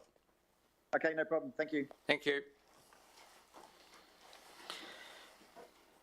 Okay. We're a little bit ahead of schedule, Donna. You're happy to come forward? Yes. Cool. And I have a surprise guest who I'll introduce shortly. So, just be aware, there's only the one microphone there, and we'll grab you another one, because you do need to speak into the microphone so our viewers at home can hear us clearly. Our viewers at home, you sound very polished, Councillor Ellis. Thank you. So, you have 2 submissions. Are you going to do one after the other, or sort of combine the 2, or how would you like to do it? I was going to do one after the other, and I was advised that the first one would be on behalf of Mid Canterbury Movies, so that's the one I'm ready to start with. Okay, fantastic. The floor is yours. Thank you very much. Kia ora to Councillor Ellis, who's chairing the meeting, and to other elected members and staff. Thank you very much for the opportunity to submit. While our submission has been referred to as Mid Canterbury Movies, which is our legal name, we do trade as Regent Cinema. So I touched on quite a few issues on the submission, and I'll just briefly go over some of those. I asked for additional secondary school options and boarding school options in the district, and I cited that Christchurch, with a population of 440,000, has 8 boarding schools. Oamaru, with a population of 14,000, has 3, and Timaru, with a population of 48,500, has 3 boarding schools. And based on my very rough back of the envelope estimates, I predict that approximately $7 million leaves this district a year in school fees alone. Then, of course, there'll be student living and entertainment costs, and then parents will want to go and see their children at the other locations. And I estimated that was about $3 million a year. So all up, my calculations were about $11.5 million per year leaving this district, being spent in other districts, that I hoped if we considered more secondary school or boarding school options, we could keep some of those funds here and also attract others from neighbouring districts. I then submitted on on tertiary options, and I gave the example of SIT and the zero fees. I put in some media statements that had come out, and it was estimated that SIT zero fee scheme contributes in excess of $150 million to the region's economy annually. It also suggests that 40% of graduates end up staying and working in the Southland region. I touched on dark sky tourism and gave the example of dark sky project in Tekapo, and that for the year to May 2019, tourism contributed $298 million to the Mackenzie Basin. Then I also touched on safety and security for small businesses. Gave the examples of increased crime that have occurred at our workplace and referred to adequate street lighting around businesses. But in recent weeks, there have been incidents that make me think this should also extend to residential areas. And I've watched with interest as our street is 320 metres long. According to Waka Kotahi's minimum lighting standards, there should be approximately 6 lights on that street. There are currently 3. So for the safety of residents, they are not feeling safe to go out, which does have a knock-on economic effect that people don't want to leave their houses if they're not feeling safe. I asked about supporting young people and highlighted that for 23 years we've been employing young people, and I do notice a tendency that there is an increased anxiety there, and it would be good if council could advocate to get some more support to Ashburton to make sure our young people are work ready. The silver workforce, I supported the Citizens Association, so I will touch on that in the later submission. And for those who've been paying attention and following along with my written submission, you'll note that I've skipped over one. And the one that I have skipped over is why my guest is here today.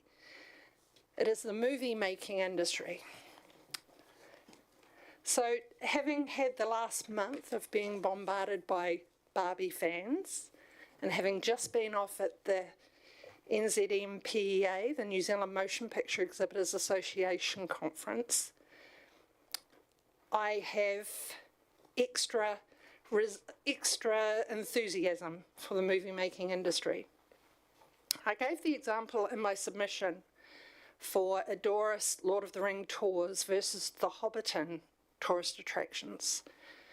And I cited that in Hobbiton, there are approximately 280 people employed, 650,000 visitors per year, and an estimated income of 45 million.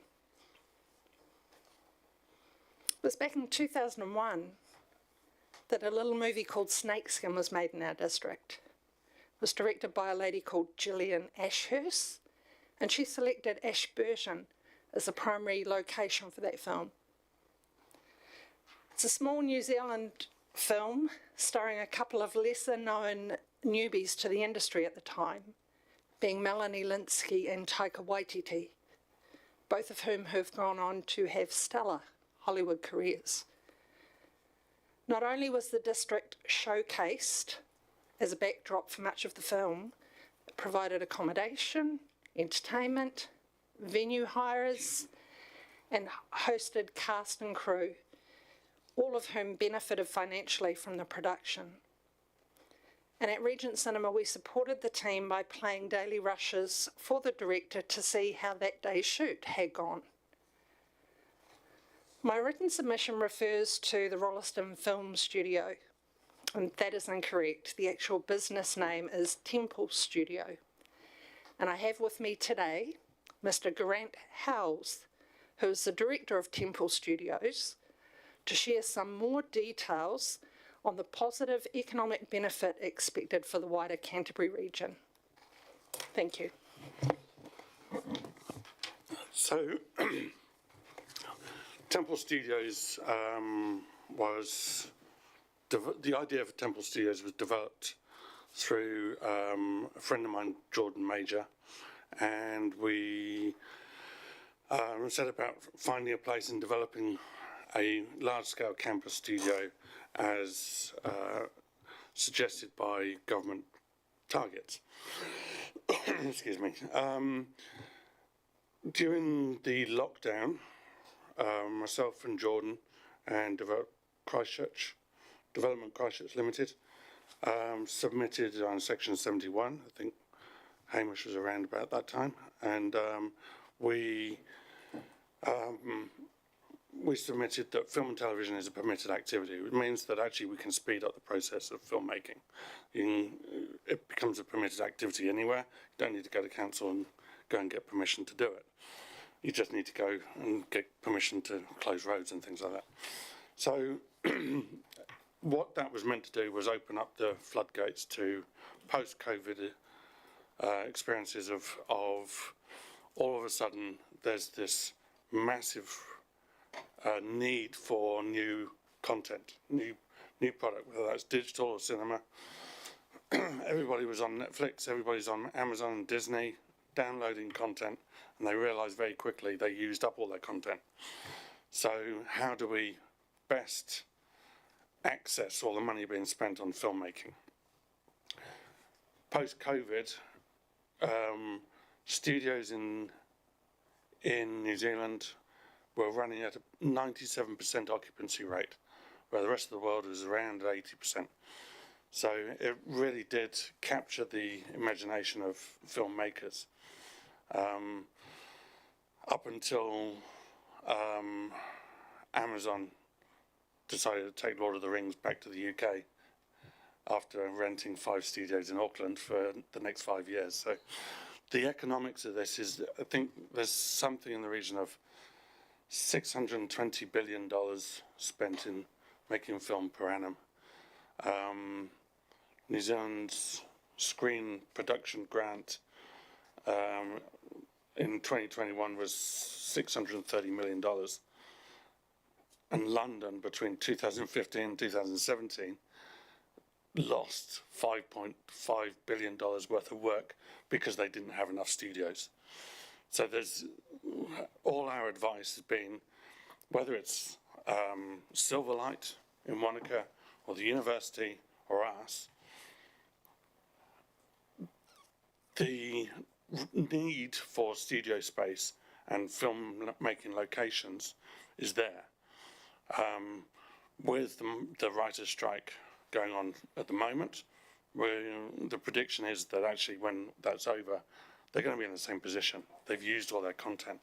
There's going to be a rush to then go and film more content to fill the books, because we're watching more. Anybody who looks at Netflix, I mean, I was watching Sweet Tooth, which was filmed in New Zealand, Series 1 and Series 2. Series 2, I'm looking at the pictures, and there's a school in South Auckland that I'm doing another job on in the background, and it was used as a set about a year ago. The filmmakers don't come to New Zealand to film in studios. They come to film the scenery and out in the countryside. We've got to provide the services for them to be here. It's the electricians and the builders, the set builders, the painters, the decorators, the caterers.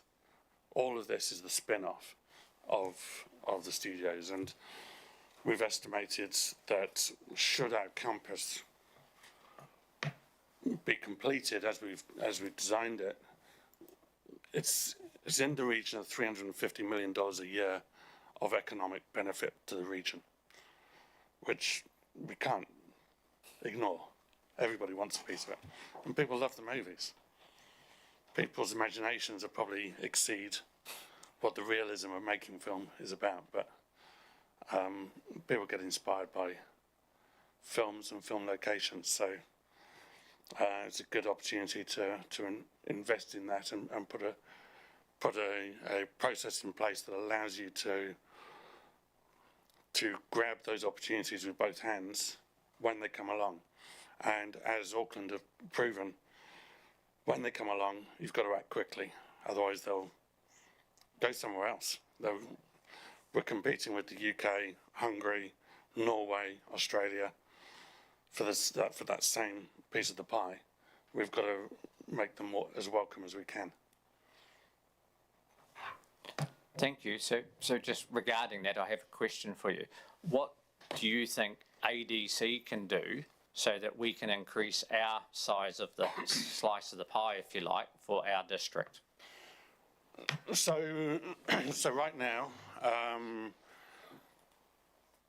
we have government incentives. I think the Deputy Prime Minister announced a 20% tax rebate to films coming here, with a 5% uplift if they benefit the New Zealand economy. Australia is offering 30%. So somewhere between what the government's offering and our competitors are offering, we've got to fill that void with something else. Whether it's localised grants, like Film Canterbury has been doing through Christchurch, or whether it's just advertising yourself as a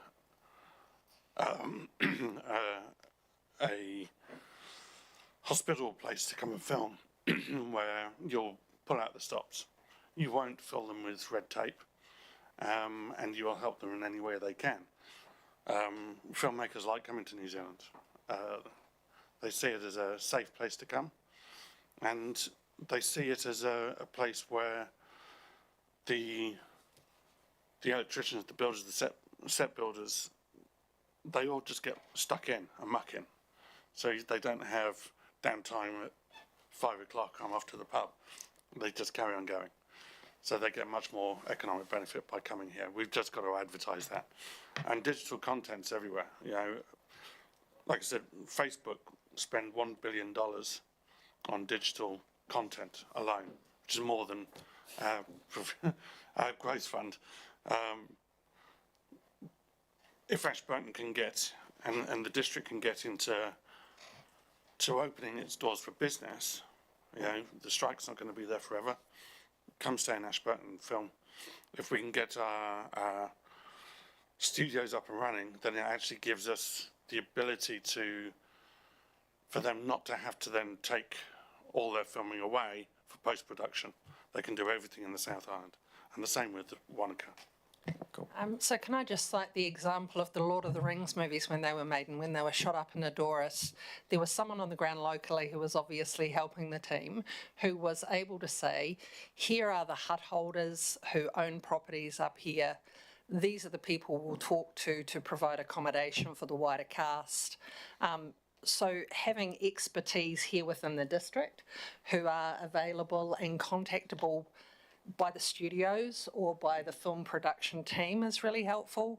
I think it was about 5 years ago, Geraint and I were talking about potentially a large movie being made with an A-list movie star, and he and I went and looked at two types of accommodation. One was for the wider cast, the other was where is a safe place that you could put security that could keep an A-list star safe. But the other sort of questions that studios and production teams have, that if there was someone here within council or within the wider community who could circumvent those conversations and make those connections quickly, it makes the district a more appealing place. So a contact point is what you're saying. Filming looks pretty, and we all like the idea of Tom Cruise turning up and going to a restaurant in town. it's actually a logistics business. It's having people and equipment all in the right place at the right time, and it's like a military operation. It has to happen now, or it's got to move on, because they can't afford $500,000 a day standing there waiting for a piece of paper to come through from council or to find out where to go next. If you don't pick it up, then it's gone. So it becomes very much about logistics, and if we can provide those logistics very simply in our regions, then, and we can provide a hub, as we're trying to do in Christchurch, close to the airport, then we've got the best ability to attract some of these larger films into the region, rather than send them back up to Auckland, where 80% of the revenue is spent. Cool. Councillor McMillan. Thank you. I've just got a question. So we had Elijah Wood in Methven, March, April this year, I think it was, and they decided to base themselves at the Mount Hutt Memorial Hall, and they had a couple of trucks parked up, and they would quite often sort of post something on Facebook saying we need a couple of extras or this and that, and they stayed locally. So did they bypass that whole sort of, how did they end up in Methven, and did they need someone to sort of look after them, or did they do the right thing and sort of go to the locals at the Mount Hutt Memorial Hall and sort of... So what they tend to do is if it's an overseas production, they'll come in through, usually through government channels. We are looking to set up our own pipeline direct to the UK and the US. Just to mitigate any, when the market gets tight, it's going to go to Auckland. The government's already spent on studios in Auckland, so they want to fill them first. So we need to mitigate that with our own pipeline of work. It comes into, say, Film Canterbury, and they say, where can we film? What can we do? So Film Canterbury have a series of prospectuses and understand where a lot of locations are, and people are willing to block book out spaces and hotels and things like that. And then the scouts go in and just go roving around the place. Now, I think Bruce Moffat used to drive film scouts around the region when he was here, to make sure that they got to see everything they wanted to see. So understanding the region, having someone to understand the region, drive around with the scout, and the scout will tell them what they want to see. Do you have a bridge that looks kind of like this? Do you have a backdrop that looks like that? And you drive them around and you show them the region and get them excited about filming here. Cool. Councillor Todd. Thank you. What's the length of time that a film would normally take to film, like, and then sort of leading on from that, I suppose, like setting up studios like that, say in Ashburton or whatever, that it's not going to be a full-time thing, is it? So like, it's just really setting it up for the time they're here, then dismantling it again. Well, no, it doesn't quite work like that. So it's all run by budgets, just like a logistics business. It says, this is the budget, this is the amount of money we raised, this is what the time we've got to spend, this is how much we've got to spend on the region and things like that. So it's about getting the most bang for your buck. Really, that's what it comes down to. Films generally go from anything from about 4 months to 9 months or a year, depending on the budgets. The bigger blockbusters may go on for a year. Smaller local productions could be as small as low as 4 weeks. But it's all about that budget. You're always trying to, from a studio point of view, you're always trying to attract the bigger budget because they're there longer. Studios there are no purpose-built sound stages in the South Island. They've only just built rebuilt one in Auckland, and you've got Kumeu and places like that. Generally, they've been built as warehouses and freezer stores, and then soundproofed, and they spend as much on soundproofing as they do on the building itself. We're building purpose-built sound stages in Templeton to accommodate the post-production. This is when they've done all their filming out, and they come back and they start cutting the film together and film those extra scenes, and those scenes where talking happens and those interactions that you don't want to do outside because of all the surrounding noise. So there are many ways that filmmakers film, but generally that's the gist of it. So you don't really go and set up a soundstage and then take it down because it costs too much. Rebates tend to help on that sort of thing. Councillor Todd, to your point though, I don't think our submission, we're talking about building studios and sound here. We're talking about maybe playing a supporting role for the wider Canterbury region and showcasing the beautiful landscape that we have. While Councillor McMillan referred to Elijah Wood coming to town, I've already mentioned Lord of the Rings and Snakeskin. You know, let's not also forget that we made front page news for one of our local police capturing Chris Pine when he was here making Z for Zachariah, which also had Margot Robbie in, who is now one of the most amazing stars and producers in the industry as well. So there are so many connections that have already come through this district and are aware of what this district has. It's just perhaps timely to start saying, well, let's embrace that more and see how we can do more in this space. Right now, 80% of film spending goes to Auckland. Or 84% or something like that. The rest of it is then spread out around the regions. Now, myself and Canterbury University and the guys at Silverlight, plus a few others, are all saying, well, you know, if a vast majority of the filming in New Zealand is filming the scenery, then perhaps it's about time we took the bull by the horns and built studios in and amongst that scenery in order to better spread that wealth coming into the country rather than all living in Auckland. From a logistics point of view, that means not only building the studios but building warehouses for filmmakers to store their booms and the cameras and all that operation, for builders who understand film to house themselves. And like you say, a film comes along and the set builder may build the set and then it'll be off building houses for the next 6 months until the next film comes along. So it's really using the industries in your region and giving them a place to live. You know, they want quality of life as well.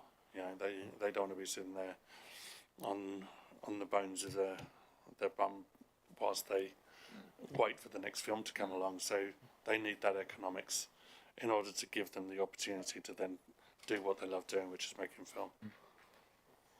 We're very lucky in our district. We have a lot of talented people that could fill all sorts of roles. From personal experience, I've seen how long it takes to film one 30-minute episode of Wellington Paranormal.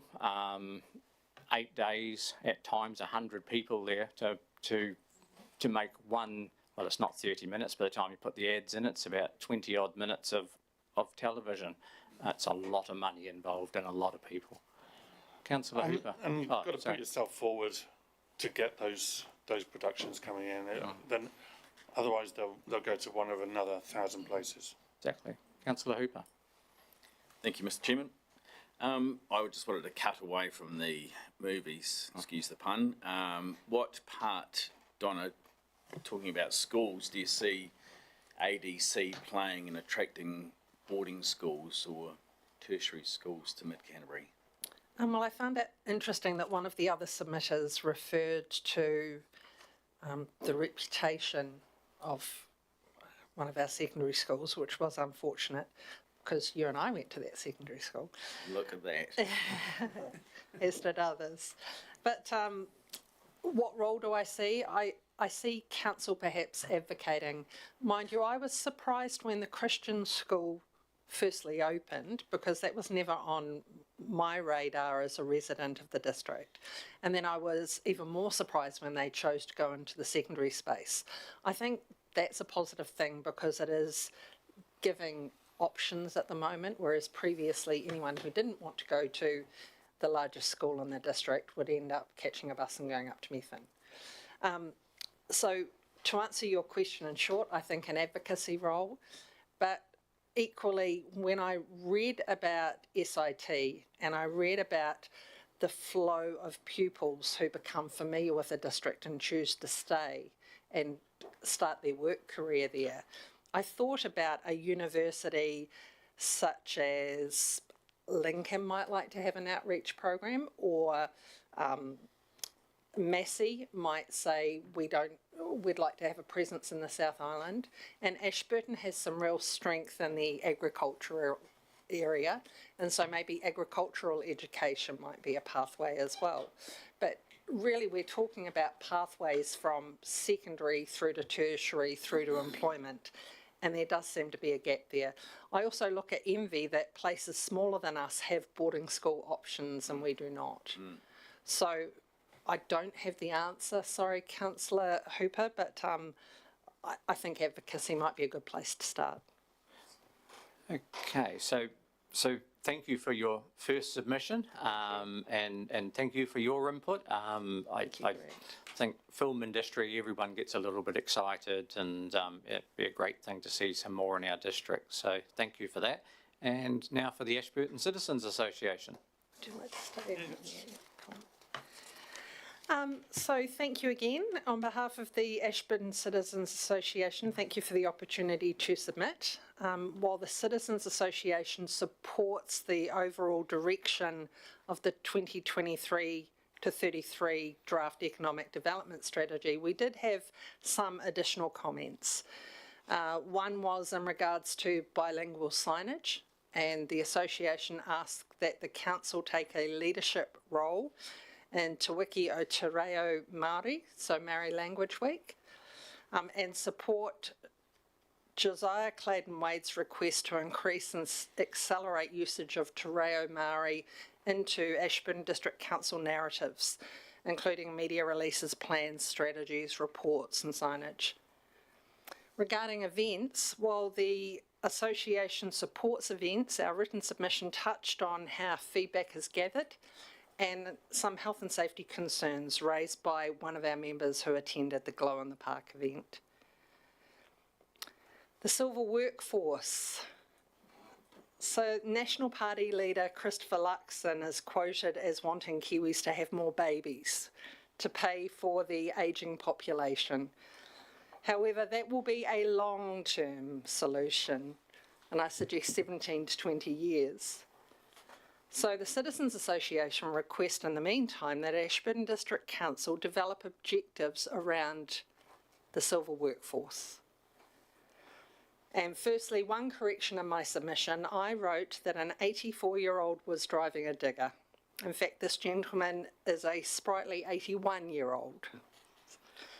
The written submission provided several links and quoted studies that have been prepared around the silver workforce, and I will reiterate just a couple of them. Firstly, the silver economy is a pathway to growth from the OECD. Stated that 21st century demography creates imperative for policy reform and cultural change. Rapid population is transforming societies and bringing into question existing approaches to economic development and sustainable growth. Increased longevity and declining birth rates across the world are converging to create an unprecedented demographic shift.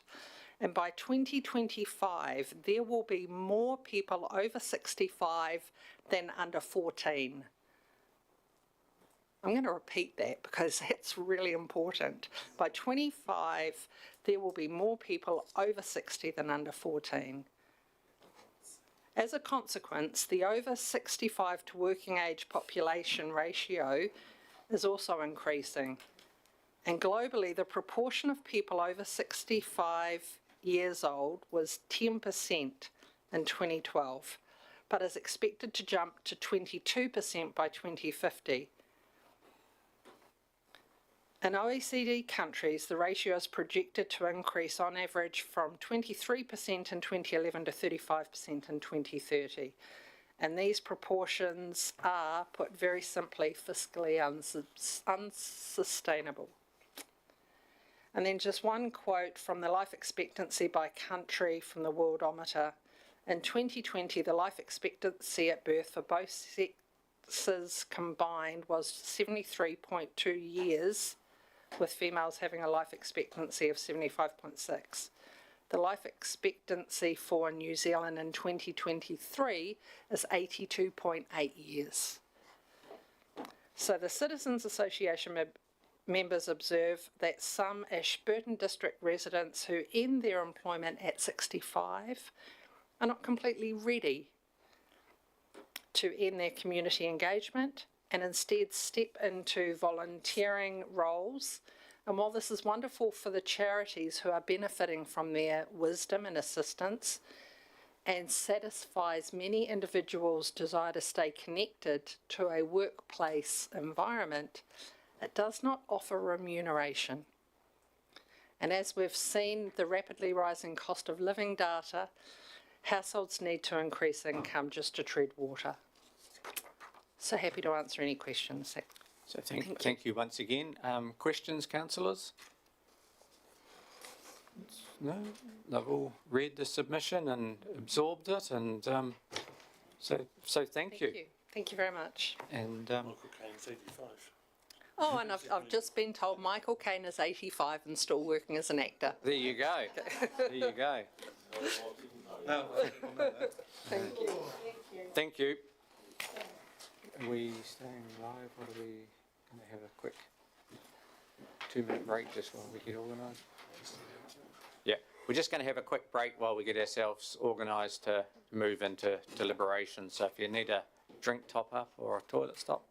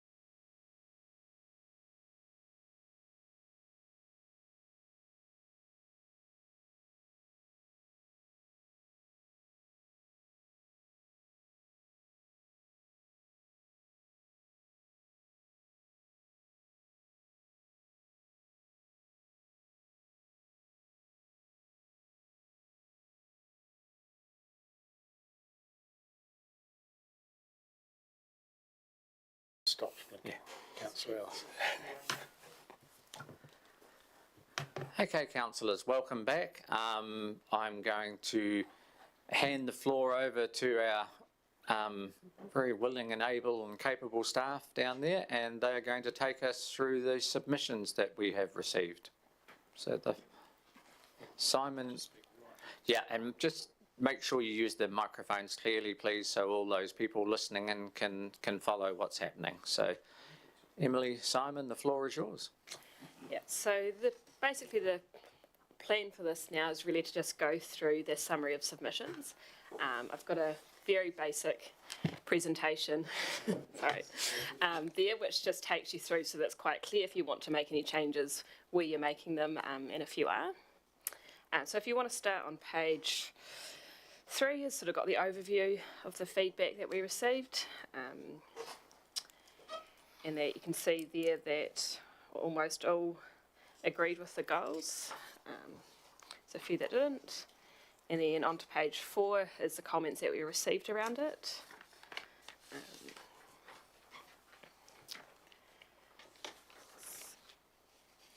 So is there any comments? So as we go, councillors obviously can ask questions along the way. Councillor McMillan. Thank you. Just bottom of page 4, and there's a couple of submitters on the cultural diversity, and I know it comes up later, but obviously the use of te reo Māori in the document, etc. I think that's a good thing. I think that we should take that on board and use that in the strategy if we can. Councillor Cameron. I absolutely totally agree with that. And yeah, until these things are pointed out, you don't always notice them. But yeah, now that, yeah, totally support that. So, councillors happy, more cultural awareness te reo through the document? Yes, and so that was images and yeah, just the content in general. Cool, okay. Sorry, just writing notes down at the same time. So then on to sort of page 5, it talks about goal 1, which is our residents are engaged and invested in the community. There was some in support and then some requests for a few more additions.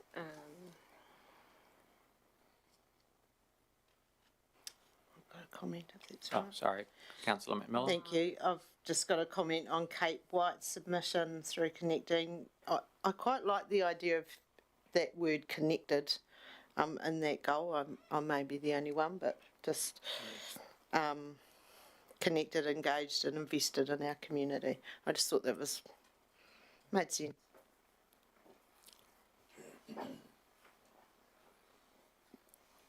You're happy with, yep. Councillors, sorry. Could I just make one comment? Yes. Mr. Chairman, I think there was also a point that was raised in this submission around how we engage with the community and at what point we have that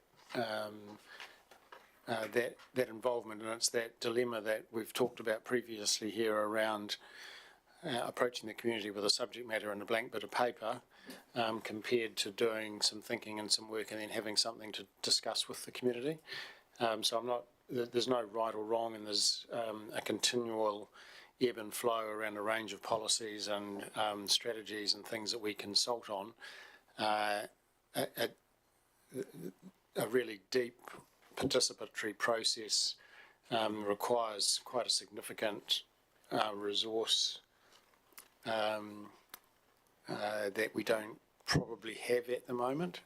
So we might, councillors might agree with Kate's perspective around that participatory approach, but in its deepest form it actually does require quite a different way of thinking and working. And maybe council would be happy that we do note that observation, and we do think and continue to think through a whole range of work about how we engage with and consult the community. But there are some resource and efficiency issues to a fundamentally different approach all the time. Thank you. Councillor Brown. Thank you, Chair, Mr. Chair. I find it to be a bit hard because we want to be connected with our residents. But do they want that? Because there's only 19 people here who submitted. So it doesn't seem to be that our people want to be connected or engaged.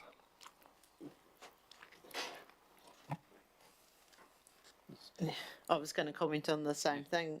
19 submissions seems really low, and there was quite a big lead into this. And I mean, we got some decent submissions. We've got some really good feedback, but probably not from the tourism operators, the businesses who I kind of thought might have taken the time to do this. So, and I'm guessing that you emailed. That you'd have that database, so you'd email those people out. So, yeah, don't know what else to add. I mean, we can just take who has submitted and take their feedback and. That's correct. We have to work with what we've received and make decisions on that. So, yeah. Councillor, who's Brahm again? Yes, it is, because that means we've got a small group. The biggest part of this district doesn't care or doesn't want to be part of it. So how are we going to make decent decisions? Saying they don't care is probably, yeah. Yeah. Simon. Yeah, I think it would be wrong to say the business community don't care about the economics and the economic development. I think they struggle perhaps to engage in the way that we try and engage with them, and there may be other mechanisms that we could consider to engage with that particular sector a little bit more effectively. Councillor Lovett. I was just going to say maybe they're just, we don't know, but maybe they're happy on the journey we are going and watching us progress through. But there's also room, of comments on these sections that went out for consultation, and there wasn't a lot of, it's only that little few that filled it out. So it's really, really hard to really balance it out. No, it is, but I think you could also take that relatively low turnout as support for the submitter's point, that the way in which we're engaging isn't working, and that a better way is to take a more participatory approach. So I think you're probably agreeing with her that the current way of engaging attracts little feedback, and therefore a different way of engaging may be worth trying. And all I'm saying is that while we'll continue to think about that on all our engagements, a really deep participatory approach would require significantly different resourcing. So we're trying to do better, and I think Kate's points, the submitter's points, have got some validity, and we're all really confirming that by saying that the submissions were high quality, but not enough of them.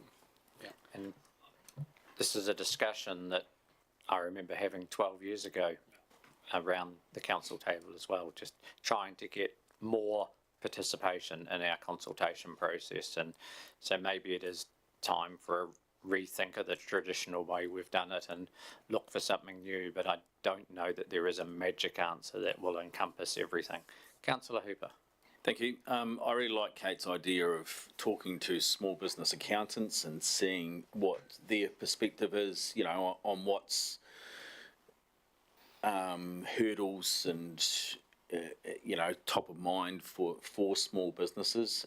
Maybe, yes, there's some key people, well-connected people,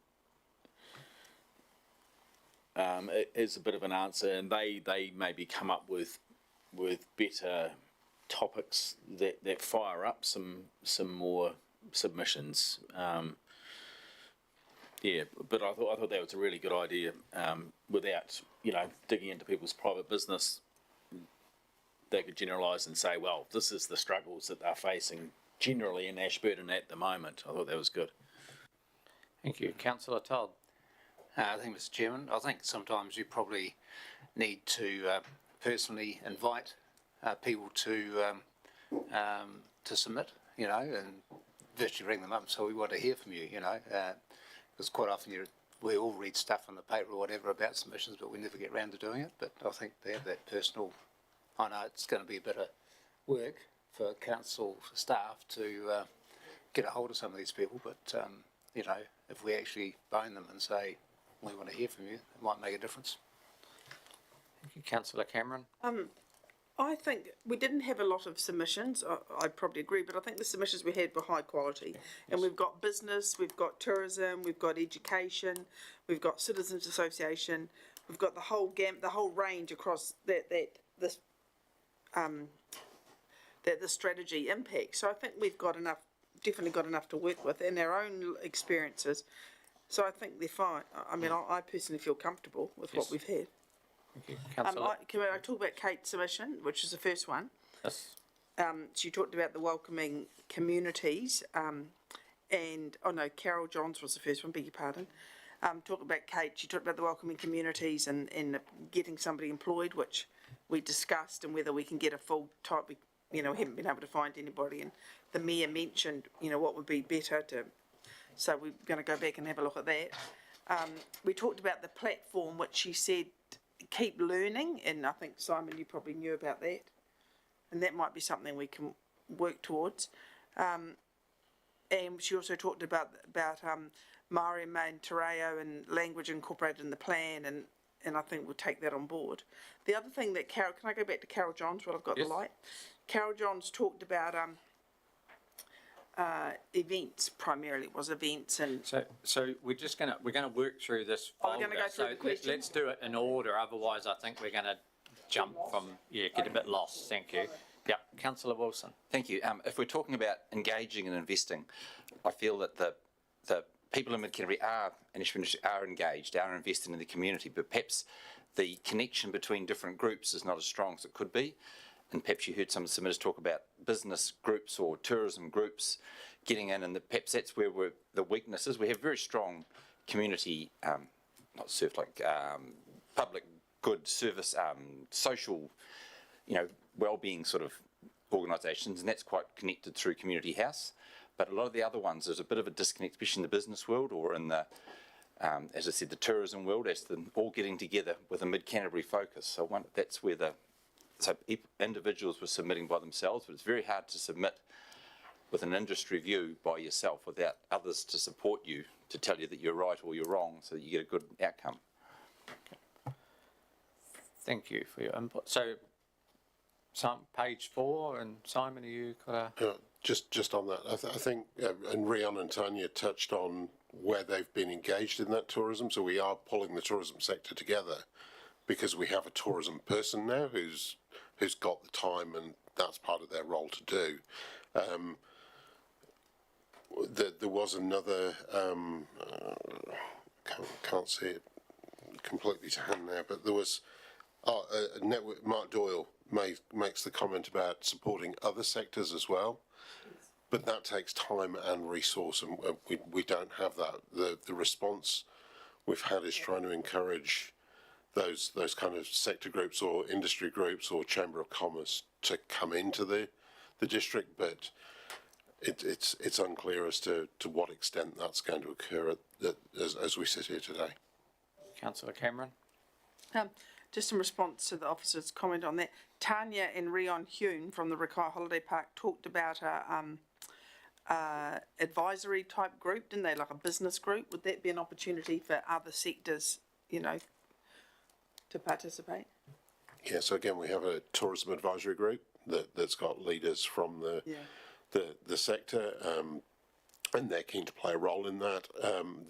What they were the other part they were referring to was training and development and networking events that we're putting on for the tourism sector at the moment. Okay. And I think to Councillor Wilson's point that potentially could be useful, but again, it's the time and the resources. I was talking more about Mark Doyle's comment with regards to perhaps we could have a business group separate from the tourism group but again, time and resources. I completely concur, but I think that's a sector-specific approach. And just to round that out, we have tried here to work with the Chamber of Commerce, who in particular are supporting businesses and small businesses in the Ashburton district. And so we need to continue to do that, and so that they're doing some of those things that some of the business community might expect that the council should be doing. But the last thing we want to do is start duplicating resources or initiatives that the Chamber of Commerce might be doing. And we've got a meeting with the Chamber on that very subject on Monday, and the Chamber are running a Network After 5 session in a couple of weeks' time. So we've seen bits of it, and probably I'll know more after Monday's meeting with them. Thank you. Okay, so we're going to go back to how residents are engaged and invested in our community. So we had Jane supports Goal 1, connecting Mid-Canterbury. There's comments there, nothing on that. Methven Community Board. And Methven Community Board housing. Over to page 6. And that was the end, that's the end of the Goal 1. So are there any changes to Goal 1 you want to make, or are happy as it is? Yeah, sorry, I was just going to ask Russell, are we going to add and connect it as Kate suggested? I agree with Liz, that's quite a good addition. Councillors comfortable with the word connected being added to it? Can I have a quick just show of hands just to give them a steer? It looks like there's a majority.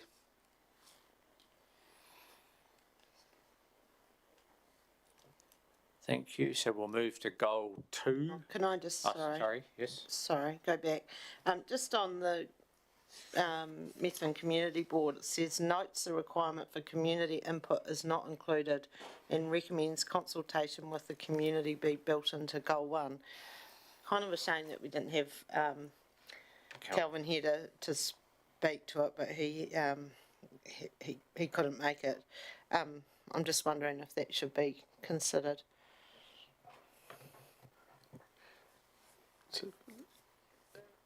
The way I think the goals are constructed is they're really outcome based, so that we want the residents to be engaged, connected and invested. Well, one of the ways of doing that is clearly, as Calvin has suggested, but it actually will lead to a successful achievement of that goal by doing it. So it's more, to me, a mechanism for delivering the outcome than a stated part of the outcome. Yes. Perhaps. Any other changes to Goal 1 that councillors would like to see? Councillor Wilson? Could you please make a comment on Object B, it's create a district-wide events plan, because there was a bit of talk around the plan and the Keep Learning MC.nz. That was the educational portal, you could almost call it. How we gather all those different events planners that are sort of out there, and to make sure that everybody knows what everything's going on. And that also feeds through into the Rakaia Park as to saying how do people know what's on when they come in. Yeah. So the issue is that we don't have one. The issue is that we have lots of them, and there's disparate. There isn't a single source of truth, I guess. So on Kate's site, there's a lot of learning-based things and a lot of stuff that our library are doing within the community. Council has its own events page, which is a lot of the holiday programs and things that council are doing through the library and art gallery. And then we have the Experience Mid-Canterbury event page, which is the bigger kind of white-out events, glow in the park, those type of things.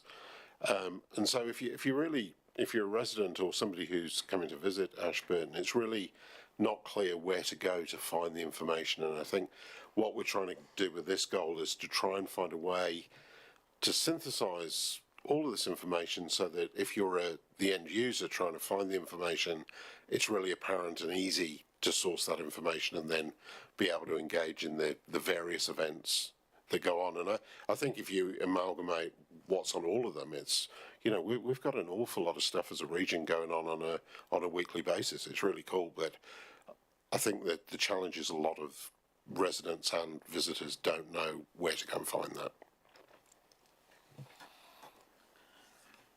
Councillor Lovett.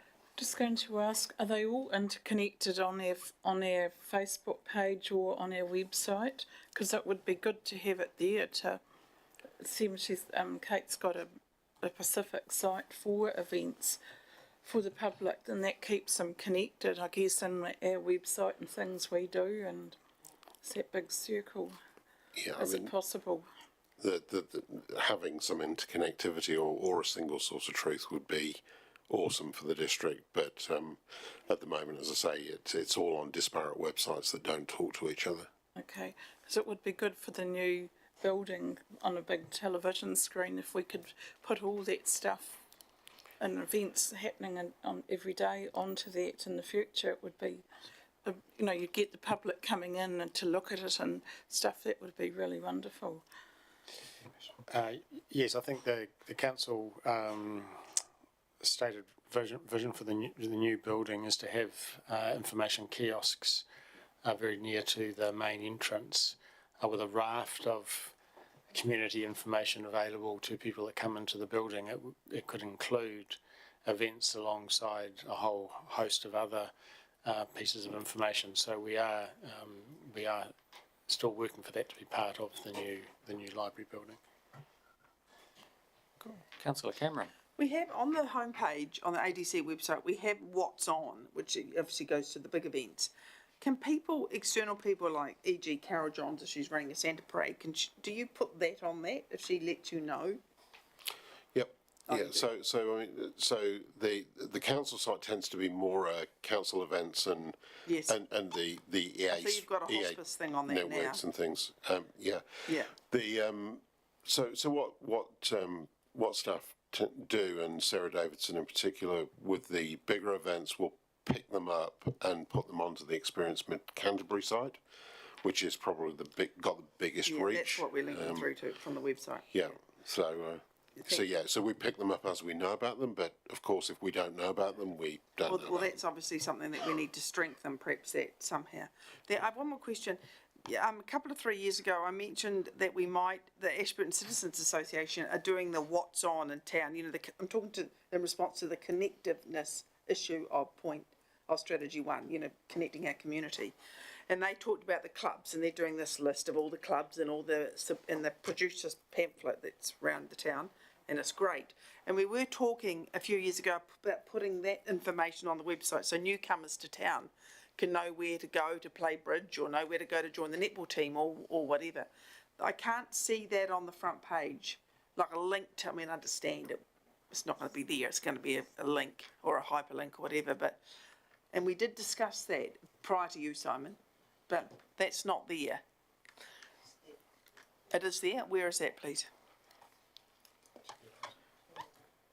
Oh, turn my light up. It is there because it's under, you do have to search for it, but it's under the Ashburton Community Directory. So if you go onto the Community Directory, it goes straight to the Citizens Advice Bureau website, and then it also has rural community newsletters. So it has the Rakai News, Snowfed, and the Nor'Wester.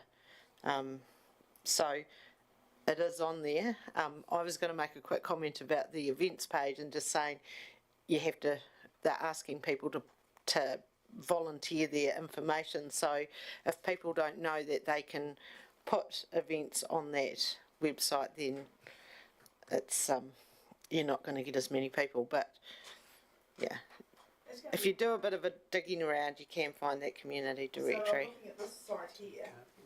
No one can hear you, Caroline. Oh, sorry. Yeah. I'm looking at the ADC website now. I go into, we've got my account, Three Waters, Work for Us, latest news rates, have your say, do it online, agendas and meetings. Search community. Well, people new to town aren't going to do that. They're looking for a button. Okay, it's clear the information is there. It's not easily found. We'll have a look at that. Yep. Thank you. Okay. Anything else with goal 1? Councillor Brown. Is it not true that we put something in a couple of years ago, it's called CAP, with all the information? That is there, so that's there.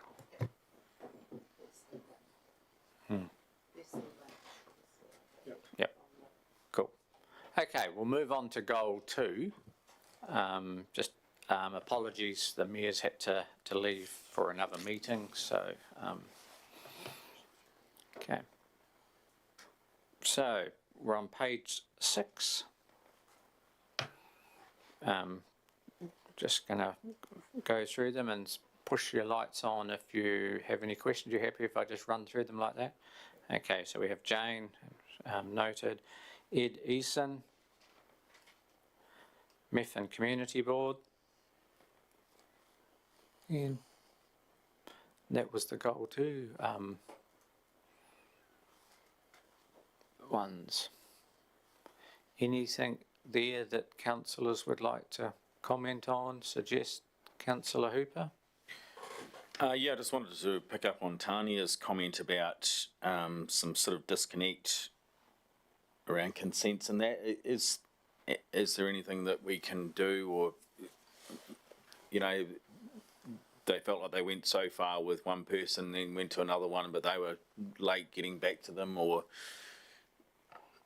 I guess that speaks also to Kelvin's complaints, constraints and opportunities for easing regulatory burden. Yeah, I'm just going to let Jane answer that one for you, Phil. Yeah, there's pretty much always two sides to these things. And for Jane, people, can you just... Sorry, not close enough to the microphone. For people that are experiencing the RMA for the first time, yes, it is difficult, and we try to give them as much help as we can, but we can't actually prepare the application for them. And I think that's what some people want, but we actually can't do that because we're the processor. So if they try and do it themselves without engaging a professional planner to do it for them, they will find it difficult. And the clock gets stopped if we haven't got all the information that we need. And yeah, it can drag on and take quite some time.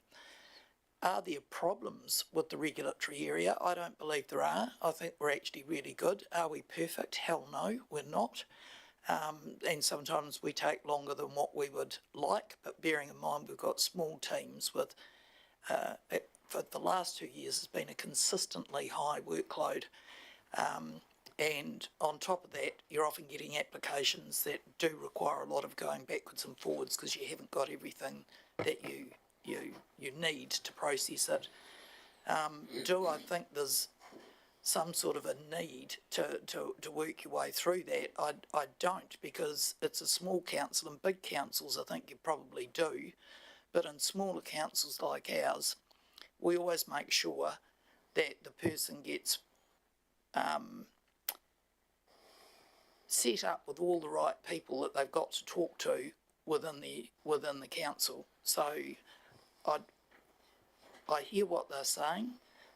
Nobody likes going through these processes, but they're the law, and that's sort of what we have to do. Councillor Wilson. I think this one almost goes back to what we talked about before, about the businesses getting organised into helping themselves a bit as a business, Chamber of Commerce type scenario in Ashburton. We do lack that. So a new business comes in and it's the Chamber of Commerce is basically Christchurch, which is not probably easier for a small business coming to Ashburton, and we can only do so much. So it is a partnership. They need to do more. I think there was, and the other one was around resilience to change. I think James Mackenzie's climate change. That is something which, you know, Ashburton businesses are going down that path, and we need to promote that reason that we are a district that has electricity capabilities for climate change. That is a big one. But I think we're going that way, but we just need to perhaps help that business community focus on what they can do in Mid-Canterbury and help each other rather than just relying on us to help each one in isolation. So are you suggesting that climate change is mentioned in here somewhere as a... Climate change should be mentioned in that it's a strength of our district. Because everybody thinks that dairy farming is bad, therefore we're bad for climate change, but we're actually got very resilient opportunities with some of our agriculture, but also our infrastructure is very, very strong for climate change. And some of our industries are very, are that way inclined, very much so. So we need to promote that as well. Yeah, I agree that the climate change is weak in the document, and we do need to strengthen that. Cool, thank you. Anything else there on goal 2? So happy? Cool. We'll move on to goal 3, connecting Mid-Canterbury Charitable Trust, and Jane. Any comments, questions? No, so happy. Councillor Wilson. The obvious one that came out, several people, was the biking alternative, but that probably is even greater than that. It's more the selling ourselves. Is I know when I go to a new district, you look up what's on just to see what's on, so you don't miss something or you find something, and that again leads to the biking one. Obviously, there's a lot of bikers. I'm not a biker, so that. But again, that goes back to getting people to engage, and the community needs to help drive that, and we can support them rather than actually do it. Supporting them is the better outcome. Yeah, I just wanted to agree with that. I think probably what I do think of Methven as the jewel in the crown as far as tourism and that goes, but by starting a bike track at Rakaia, which you often forget about being the gateway to our region, that'd be a good thing all round, eh? Well, you could go from sea to sea by connecting the bike track that already starts at the Rakaia Huts up to Rakaia, right back round to down the Hakateri River Trail and back to the ocean again. So, yeah, it is something that is well talked about in the community, and there was a comment made that there was a fund for some work on that, and the figure of 100,000 was thrown out. I think it was 90,000 originally, but I don't know that still sits there. In a broad sense, it does, yes. Okay. So, yeah. I'm not sure. It'll be an action of this here. It won't be mentioned in the document, I wouldn't think. For me, one of the good things with this new document we've got is it talks to these 3 pillars and seems to be relative support for the pillars. But what we're better able to do with this strategy versus the old strategy is that when we get good ideas like the cycling, we can just bolt them in as long as they meet, they kind of adhere to those 3 pillars, if you like. We can come to you and say, look, somebody's had this great idea.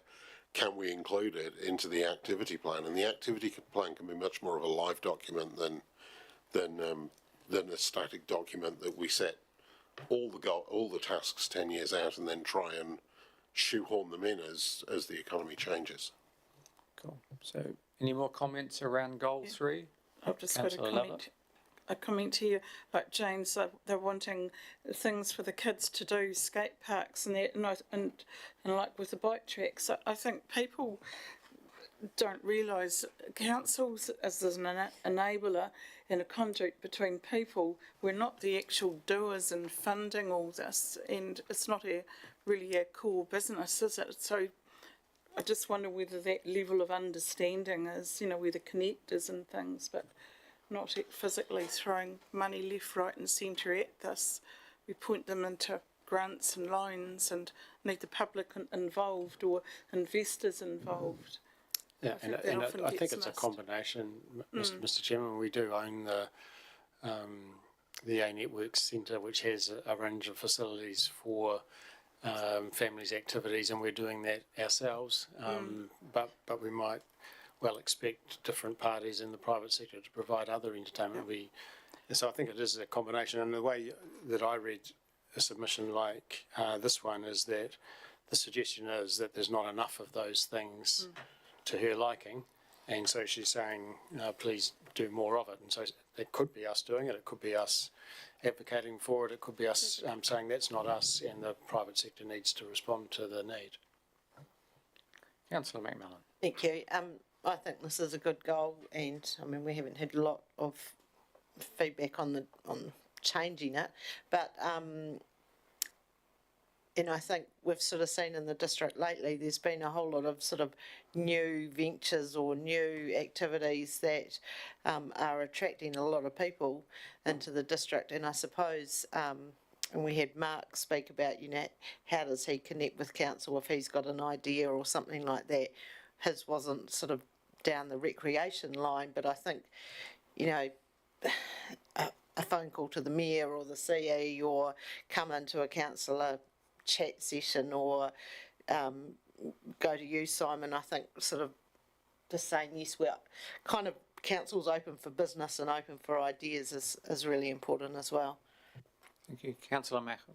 Yeah, I was just on Neil Pluck's suggestion of linking Ashburton, Methven and Rakaia together with a bike track, and with that 100,000 that's available for someone in the community or a group in the community to grasp hold of that, it's not really a big enough carrot. I know they would have to apply for grants and that sort of carry on, but I think as a council we probably should put a bigger carrot for, say, up, so people in the community will grasp it. And with an asset like that, it also would attract a lot of businesses like mobile carts could for coffee, picking up bikes with small trucks, etc. There's a lot of small businesses that could hook onto that as well. Yeah. Okay, so no further comments or changes wanted around goal 3? Cool. Okay. Other feedback. Still on page 6. Ed Eason. No comments. Mid Canterbury Movies. Peter, Councillor Wilson. Just the concept of bringing movies into the district, and I did look up the Christchurch connection sort of thing, and it is probably, if you can get a movie in, it's great, but there must be several ways it comes in, and we just need to be aware of ways that they come in, and obviously then hopefully we connect with them at different points and can grab them, as it was. Yeah, and we're aware when we've had presentations previously from Christchurch, New Zealand, as Christchurch's economic development agency, and they have a focus on attracting movie production, and they resource that activity accordingly.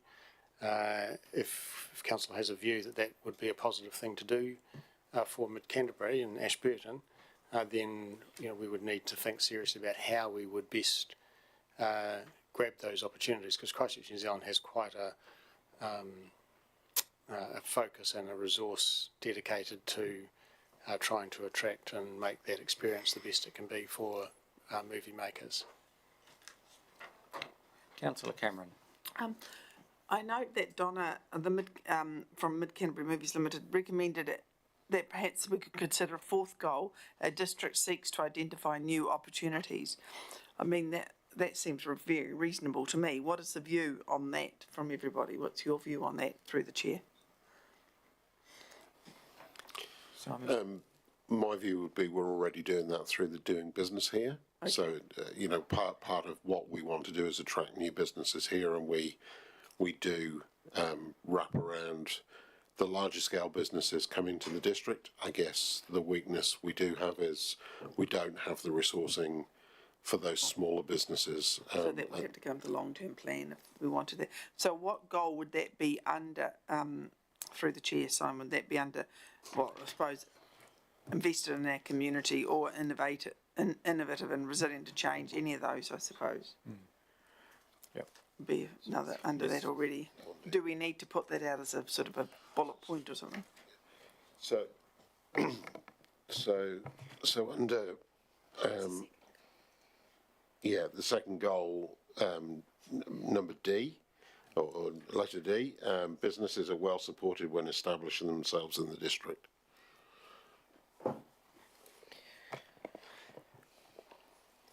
And I suppose for me there's one slight difference here in that what you're saying is a business has identified an opportunity and they're taking the plunge to open a new business.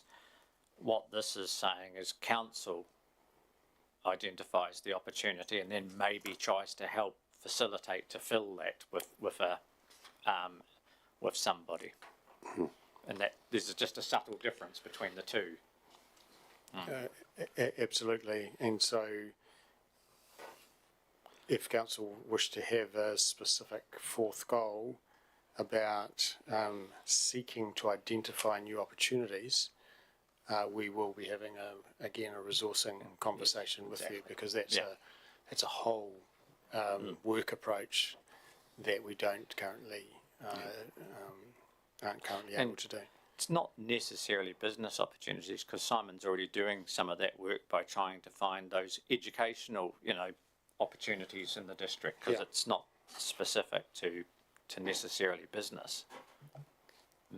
I'm still not convinced it's a strategic goal. I think it fits. It's possibly another sub goal that fits under that all about doing business here. Yeah. Cool. Thank you. Okay. Councillor McMillan. Thank you. I'm just down on page 7. It's Donna's submission on the dark sky tourism, and I remember we had a submission.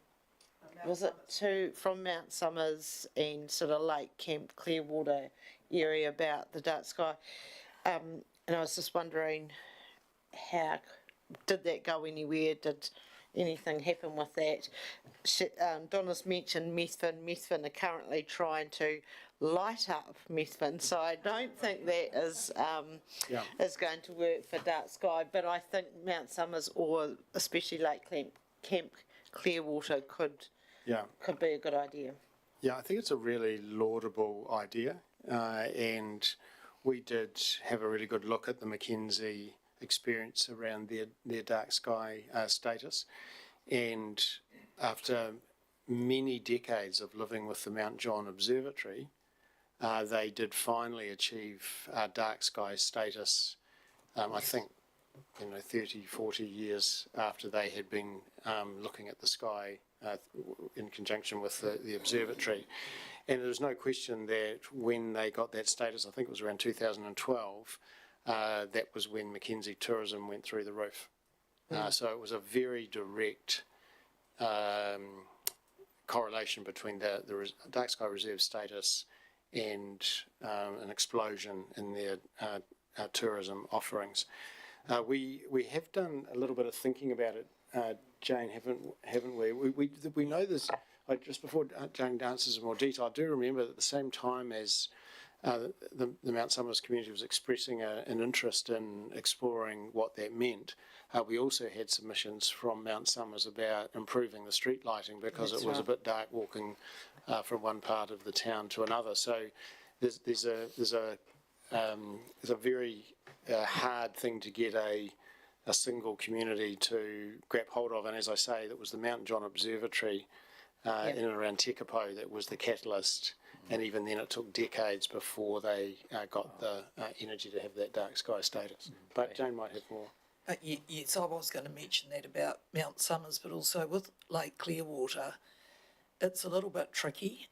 There's a few places up there now have got, different sort of solar batteries and stuff like that, and lights left on at night for security type purposes. But with what's happening with the decline in water quality with the lakes, you probably don't really want an activity that's going to create tourism. If they're going up there at night, they're not going to be able to stay up there because there isn't anywhere to stay, and you'd wonder what the point of it was. Therefore, we've certainly looked at it, but that's all parked up at the moment, pending a possible plan change.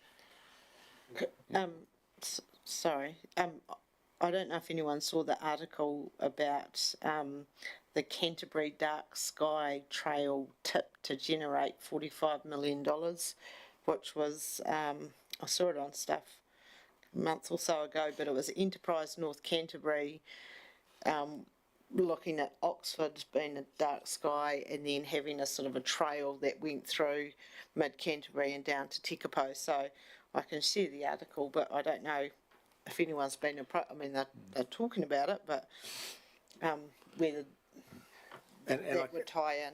And I remember with the trip where we explored the Dark Sky Reserve in the Mackenzie, we were actually, part of that visit was a trip to Mount John, and we were at the top of Mount John and we were looking down at the Tekapo supermarket, which was lit up like a bonfire, and it was causing quite some ire to those who were celebrating the dark sky, and they had this business who they can't compel to turn off lights. There's no regulatory power to demand that you behave in a particular way, and that particular supermarket, for safety, access, brand, all the rest of it, was lit up just like any urban supermarket would be, and they were thumbing their nose at the Dark Sky Reserve movement, if you like, and we're causing quite some conversation in that community. So there's no easy compelling, and so it's been a bit hard. I think it's a wonderful idea. How you get there and how you get the momentum, and where you would do it in the Ashburton district is not quite so clear to me. Simon, we're in constant discussion with our colleagues in Waimakariri and Selwyn and Timaru and Mackenzie about these tourist the notion of tourist routes. So. And it's maybe just something that we add to that thinking around the inland scenic as a thing. But I think one of the things we've got to capture is the special thing about Mid-Canterbury in that narrative. You know, it could be that there's dark skies in Waimak and Mackenzie, and there's something else for Mid-Canterbury. But I think considering that story is probably the first step in the journey. Councillor Todd. I was going to endorse the thought about dark sky tours, but you've virtually covered it, I think, now. Yeah, thank you. Councillor Brown. It came to the Mount Somers Domain Board, and I'm part of that for the last couple of years, and they talked about it, but no. That was the main feeling, because the whole village has to go dark. Yeah. Okay, thank you. So, there's a new question up there. Any new goals to be added?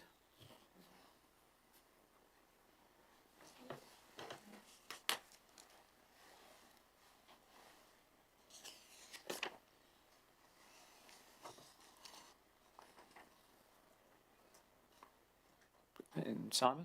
Just if I can maybe, the question of climate change has come up, and I don't know that the strategy is strong enough on that, and it would be good to just get some feedback from you in terms of how you would see us respond to that challenge. And as Councillor Wilson says, we are well positioned with our infrastructure, and we're a strong region. And a connected region. You know, when we've had conversations with business leaders about climate change, there is very much a meeting of the minds. But there is also other factors: legislative change, being good corporate, good environmental global citizens, that would necessitate us to think maybe a little bit differently and help our business community. So I'm just wondering, you know, whether that might necessitate a slightly different bill. So when you're talking climate change like that, are you talking things that we could do to influence climate change, or the effect of climate change is going to have on us? I think it's both. So that there is an impact of climate change on what we do, and that will continue to be something as we move forward over the next number of years, and that's a threat and an opportunity. So it could be that climate change means that we can grow different crops that we perhaps haven't been able to grow, and different value propositions for our businesses. It might be a threat. but it also is, you know, there's legislation coming down the pipe that we need to get. The submissions, and having heard Simon just then, I tend to agree that this document is light in referring to that, but both as risk and opportunity. Okay. With climate change, aren't we better to only worry about the things that we can actually affect? Because if you worry about everything, it's too big to worry about everything. So from an economic development point of view, our strength is perhaps in the government space for our district. So opportunities around, you know, what government policies are in place that our district can benefit from, and those sort of things, as to, you know, if it's EVs, if it's having good power network, which actually leads to, you know, economic development for companies. And then, but if you get into the crop growing space, that's probably a private enterprise thing will deal with that. This is more, I think, from the government, what the government's doing. If it's funding for things, that's where we can promote that, because we're actually in that. That's our space, you could say. Yeah, I think there's a whole host of spaces available, and we can have a leadership role in the things we say and do as an organisation, as a council, that will have some sort of ripple effect on the community. I don't think it would ever be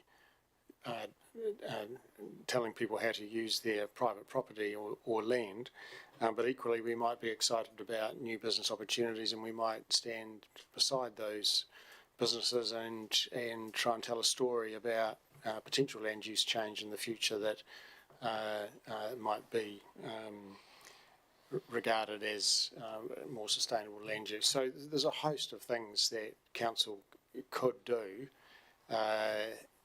as opposed to telling people what they need to do.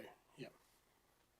Councillor McMillan. And I think this is kind of an enabler or connecting the dots type of situation, because James McKenzie brought up the climate change in his submission, and I mean, thinking about Mount Hutt, which needs snow to operate, and had to close for 2 weeks this year because it had rained on the snow and there was nothing there. But he has also mentioned, you know, they would like to, you know, one day have their groomers operate on hydrogen, but where would they get the hydrogen from, and how would that work? So maybe that's, yeah, I think it all ties in, and there's lots of different sort of scenarios, but I think it somehow we need to put it into this. Yeah, I think there's an agreement that, that climate change needs some more prominence in this document. Yeah. So we'll go away and think about it. I mean, initially I'm thinking we've got our 3 pillars, but climate change is one of those things that kind of encapsulates all 3. So whether we can define it in such a way that it, sort of, we'll give it some thinking, and we'll bring something back. Cool. Thank you. Just a comment there. I mean, is it climate change, or is it sustainability that we're sort of talking about in terms of that broader overarching approach to what our future might be? And climate change is a sort of a component of that. Yeah, it's a really good point, and they're sort of the hand in the glove, aren't they? They're not a million miles apart when we talk about a lot of those concepts, and a more sustainable way of occupying the planet tends to get linked to the need to try and slow down the impacts or ravages of climate change. So you're right, there is a distinction, but they're very closely aligned, aren't they? Yeah. Councillor Brown. Well, James says it quite nicely. You know, to lead businesses, school and residents towards a more sustainable future. To me, that takes it all. I have to make a comment that a sustainable future, we need to be careful that, you know, everybody thinks that being green is fantastic, but if we fly around the world in jets, is that a sustainable future? But everybody wants to do it. So we need to be careful that when we say sustainable is we should stay at home, because it's too expensive and carbon neutral to go overseas. So I just think we need to be careful that we don't go backwards and we think outwards rather than inwards with respect to climate change. There's a lot of opportunities, but not negative. Well, you know, it's not like that. It's sustainable. If it isn't sustainable, it won't happen. So, and I think the work that the Mayor is perhaps leading in that collaborative approach to reducing carbon emissions, a lot of that conversation is about the journey, and you can focus on an end point to the exclusion of making progress. And so I think the way we're thinking about it as an organisation is how do we improve? How do we occupy the planet a little less lightly tomorrow than we do today, rather than waving a magic wand and having a revolution. Yep. So Simon, you're going to do some work on that, and when a document comes back. Yeah, and we'll do that in conjunction with strategy and policy, because they've got a whole body of work underway in that space as well. Thank you. So councillors are happy that goal 1 objectives A to C, and Councillor Cameron. Thank you, through the chair. Simon, when I look at where you've got remarks, e.g. next to a few of the submitters, you've got noted. What does that mean? Does that mean it's going in this? What does that actually mean? You can put it in the strategy or make an amendment, or? Do you want to talk? Or could someone answer that? Yeah, I don't know what that means, noted. It just means that we've acknowledged their submission. It's up to you or whether you want to put it into the strategy or not. Well, some have got noted and some have got more work needed, or so you've okay, righto, thank you. Well, you've got something there like does not support the action plan. That's right. So they've noted that submitter doesn't support the action plan, but until we discuss that today, yeah. Yeah, I just, yeah. Yeah. So I think we're ready to move on to the draft action plan, are we? And Yeah, so page 8. Yeah, page 8. Going to start there. Cool.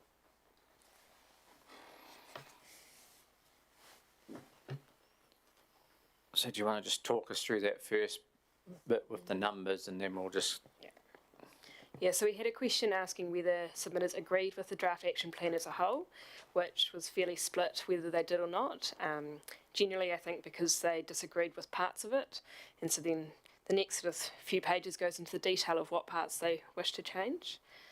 So the first comments there are just the groups that agreed or disagreed, and then the top of page 9 goes into their comments. Yep. Starting with goal 1. Okay, so we'll just work through these the same as we did before. So we've got the Mark Doyle's one there.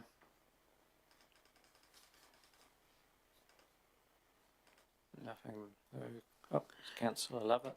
Just looking at Neil Pluck's one here about Rakaia with more pensioner housing or elderly housing.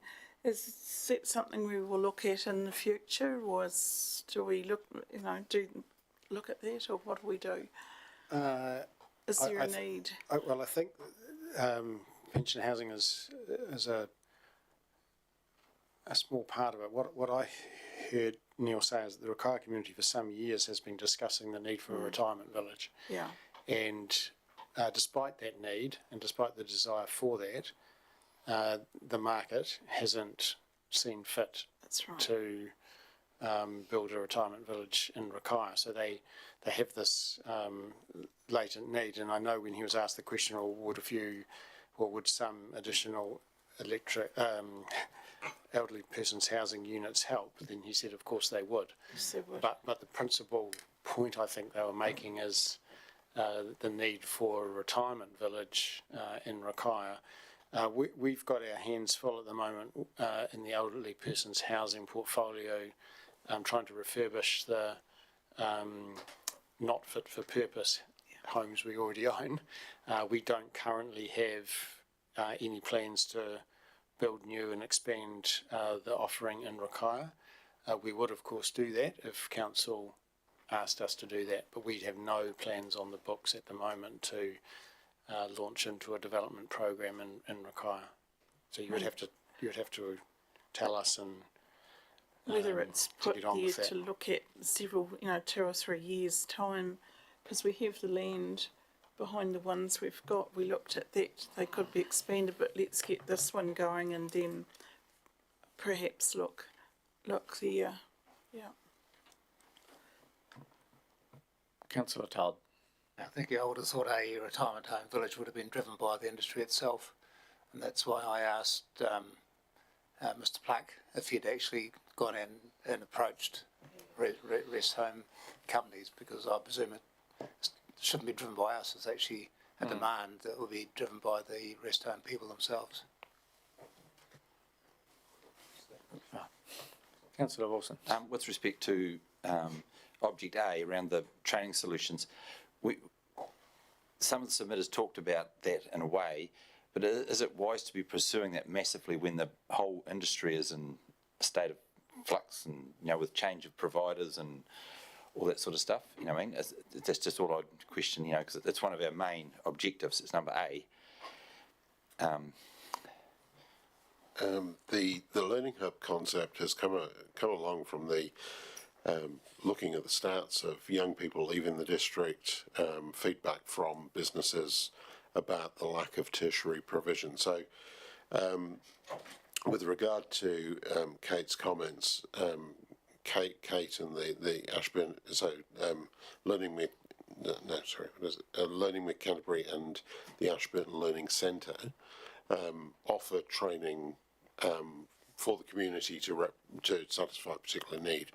We've identified a different need that needs to be, and they're not mutually exclusive. There's no reason why they need to sit separately, but we've identified a need that there's a lack of tertiary education in the district, and that's come from the base stats, but it's also come from quite extensive feedback from the business community, and really looking to try and respond to that need in a different way, because as a district we're not big enough to stand up massive campuses of education and you know, the traditional model, if you like.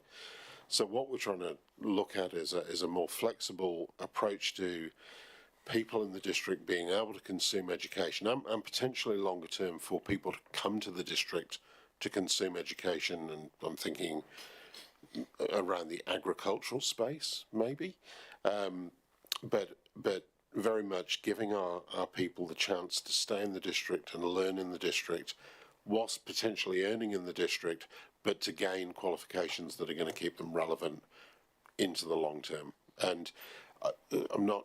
Can you maybe clarify the providers? Is that too pickinger? The outer mix? Carolyn. Oh, beg your pardon. No, I probably, as the father of 3 children that are at varsity and the 4th to go, they wouldn't stay in Mid Canterbury because that's part of the life experience. That's just part of it. So it's sure you'll get ones that are in a vocational job, which is part of their 1 day a week. Well, that's fine, but to go to the next level, you're up against life.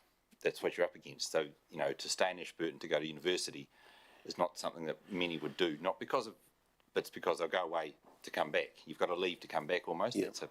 I don't know. That's wrong. No, I concur with that, and there's strong evidence to suggest that university isn't just about skills and education; it's about learning life as well. So I completely concur and understand why young people leave.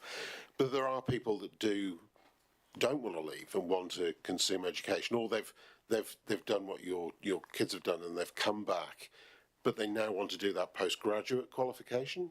And they've got a job, so it's more of a night class type thing that they could do here without having to drive an hour every week to Christchurch to a night class or whatever. So it's those kind of solutions we're trying to wrap around with this thing, and also maybe bringing more executive level or business type courses through somewhere like the University of Canterbury's.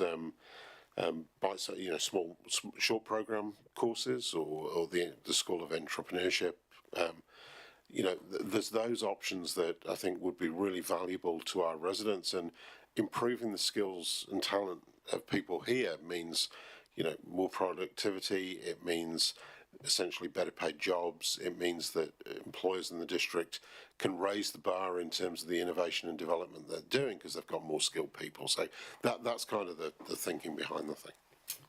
Councillor Cameron. Thank you. I'm talking about goal 1 now. We're on the goals. We had a few submitters today talking about our welcoming communities person and lack thereof and I know that the council are looking hard at finding the right person to fill those roles. But the other thing is none of these goals and strategies can be viewed in isolation. Like clearly, the one of consuming education, we have the concern with regards to public transportation or getting people up here so that our former refugees, for example, we heard in the pre-engagement sessions about, having to go to Timaru to learn English. How we need to be working and acknowledging the difficulties some members of our community have to access education or consume it as you use, which is, and I think that's important as well, that we somehow reflect that in this document, which we have got it in there, but our goals and our action plans need to support that as well, I think. Cool, thank you. So anything else there on Councillor Wilson? Just on pillar 3, we've talked about the welcoming communities, but we have missed out the retirees that are coming to Ashburton to retire, and that's a huge potential. We have a very good network of stuff to do for retirees in Ashburton. It is one of our strengths, and you could say it's a growing industry, which is true. And so we've on all the new working people coming into Ashburton from different places, but we haven't actually talked at all about the retirees that come to Ashburton to retire and live. Some of them still work the grey silver workforce. Silver workforce. So there's nothing mentioned about that at all. Oh, yeah. Thank you. So, councillors, page 9 there, goal 1, objective A. Anything else there? Over to page 10.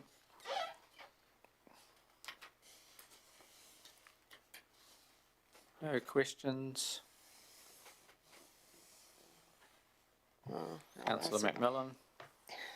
We've talked about that events calendar just before, but realistically, how do you think that is going to happen? Because you're right, everyone seems to have an events calendar.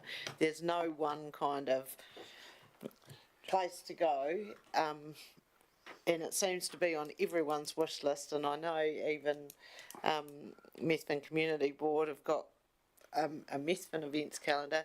One thing I've talked about for years is, and it's similar to when you drive into Hamner Springs, and there's a big sign as you come in saying these events are on this week or whatever. So it's actually not digital, it's actually a sign saying this week, and they're usually major events like, Whiteout or whatever, or but is that something we could look at? Yeah, I think we acknowledged the point in the earlier discussion, and we will have a look at is there a better way to connect up the disparate range of event calendars, usually with a different focus. I think, as Simon said, if the Learning Hub, if the Connecting with Canterbury people have a learning focus to their event calendar, then that's complementary to a tourism or district promotion calendar. So it's about how do you, cohesively put them together rather than, try and reinvent the various inputs. And perhaps we're looking at the problem the wrong way. Perhaps we need to put the boot on the foot of the person who's going to be the ultimate end user, who wants to find out about these things, and then tracing that journey and making it easy for them, as opposed to us just doing what we all think is a good thing. And apologies for missing Methven. Yeah, that's cool. Okay. We're on to objective B, councillors, crossover page 10 and 11, and obviously the Santa Parade is a prominent feature there, and asking fairly much for council assistance with the running of the Santa Parade. Councillor Lovett. I was just going to ask, do we have a blueprint for activities on council land, what you've got to have, and what Carol was asking, is there a blueprint there that anyone wanting to create an event can go there, look at it, this is what you need and got to have, or have we got that? No, we don't, and it's a good idea to have that. I think what we do have is we have a really we have a document that we get people to work through to when they're bringing an event to fruition that is consistent and it's the same rules that apply to everybody, and we ask that people fill that out. And I think it would be safe to say that there is some there's a differential in how well event organisers think about their event and the risks associated with their event and the risks associated with those blocks of land, say the domain, for example.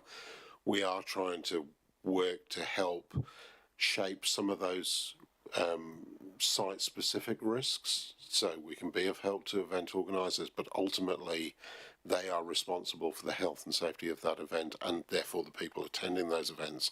And we've been fairly strict on making sure when they're on council property there's a good standard and the risks have been well considered before we sign off an event. Yeah, and I thought it was a good idea, like just a blueprint, and like anybody, the Lions or anyone can look at it. Oh, if we have a thing in the domain, we must consider this, and that, and then move on to the other one. Yep, it's a good idea. Sorry, the other thing I'd just say on that as well is there is a slight, it depends. So if you were taking the Scout, your local Scout group of 30 people down to the domain to use it for an event, that's quite a different event to an event that's got thousands of people at it, and so there will be maybe differing requirements on the event organisers for those particular events. Thank you. Councillor McMillan. Thank you. I was just going to, Carol mentioned about reinventing some of the old events that used to happen, and I still don't know what Woolly Munches is, but it was in Chertsey, I believe, and it was our wine and lamb type thing. Yeah, so it did. It started. Yeah. Golden Horse, they always had High Sailor, I think. Yeah. So anyway, it was an event and it failed commercially, basically. okay. So, but is there? Our events team, which is probably just Sarah, but is she looking for any extra events? I know she's. So the biggie was the Christmas in the Park, probably, that's disappeared off the calendar, but that used to be run by the church, didn't it? And so Sarah's been working with Christmas in the Park all year. Yep. They got to a point that they just didn't feel that they could discharge the event this year, so we will continue to work and support them in every which way we can, because we think that's a really core, iconic event for Ashburton, and we really want to help try and make that happen. I completely concur that, if there's events there that kind of waned and dropped by the wayside for reasons not of, just the public got fed up with them, then absolutely worth bringing back.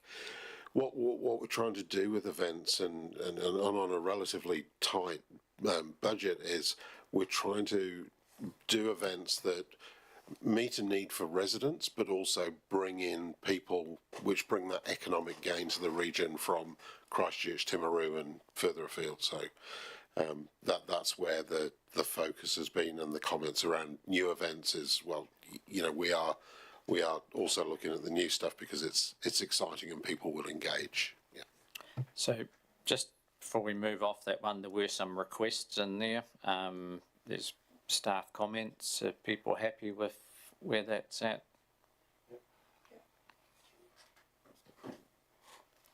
Cool. No more questions on objective B? No. Okay, we'll move on to C. Bottom of page 11 is the first one. And over the page, questions, comments? Councillor McMillan? Just a comment, but I think probably fair comments on the welcoming communities. We've heard from MB that when we started our welcoming communities program, Ashburton was sort of the best in the business, and we've probably just been unlucky with staff in the last few years where we've had a couple of gaps. So I think if we get the right staff member in there, then it'll go forward. But I mean, we have had some wonderful comments about how our welcoming communities has been set, and just saying it's not just for migrants, it's for those people who have moved into Ashburton from other places in New Zealand as well. So it's just all about being a community that wants welcome people. 100%, and we're committed to filling that role and getting that program back on track. We are going to have as I think Jess submitted from Community House, we are going to have a good look at that job description and just see whether we can't try and rejig it to have more success. The recruiting has not been straightforward, and we know we're behind where we need to be. So we are committed to correcting that. Fantastic. Objective B there, a couple of submitters. Questions?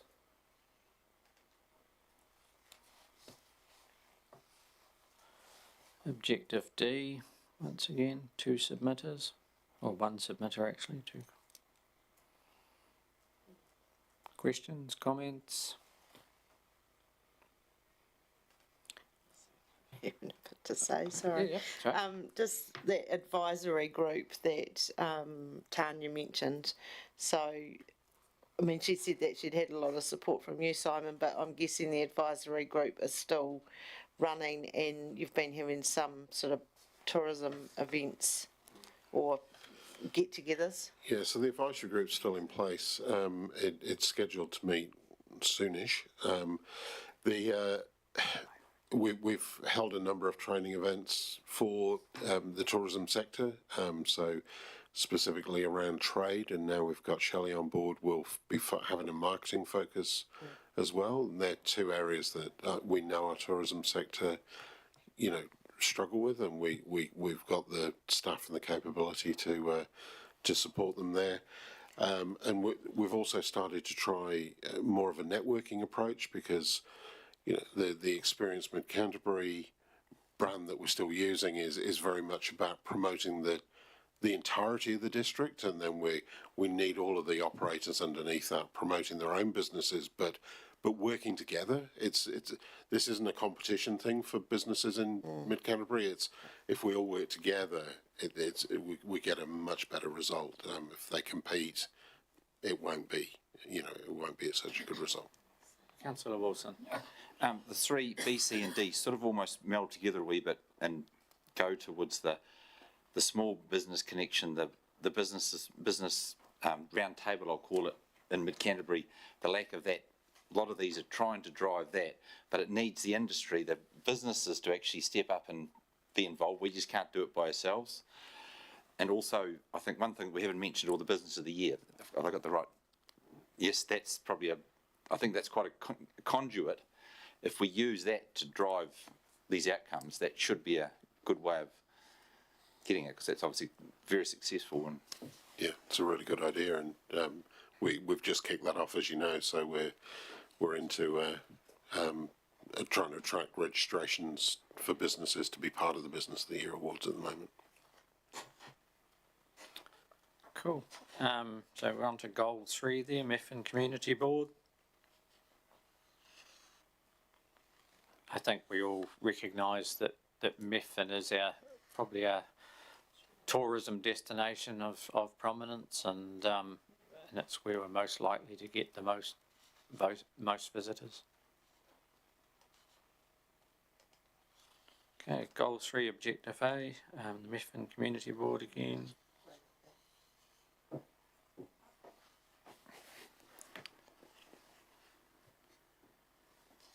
Do you have a comment, Councillor Wilson? Yep. So I don't see bike mentioned anywhere in all of them, so I'm just not sure where it would fit. We've talked about, we've gone quite detailed as our partners, food store retailers, and we've gone detailed in some areas in it, but we haven't actually mentioned the biking fraternity and how we develop that. Yeah, it's not mentioned as a individual, whereas some of the others are quite specific.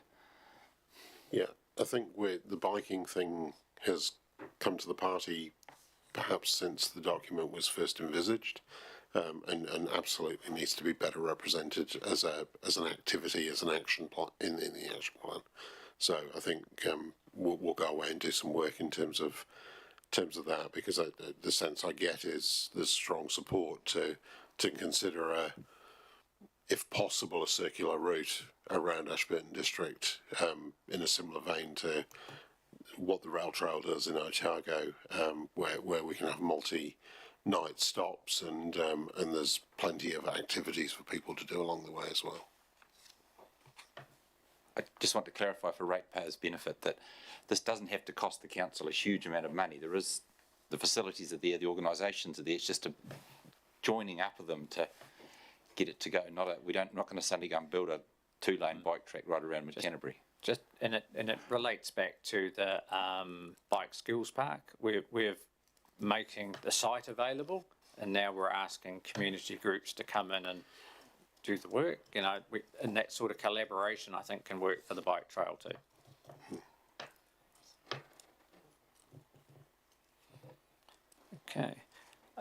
Goal 3, objective B.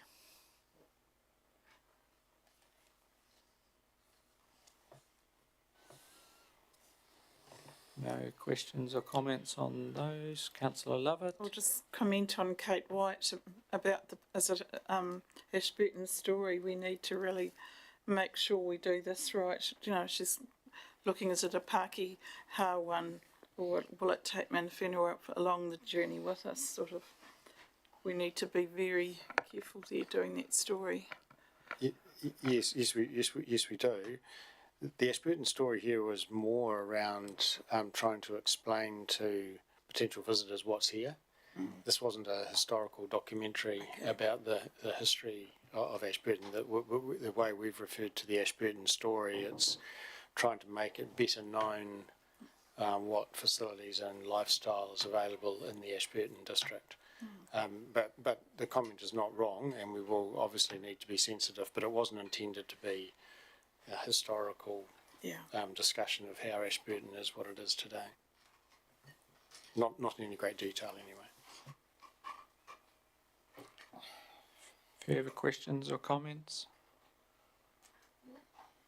Objective C. I note the first one there and Simon's comment.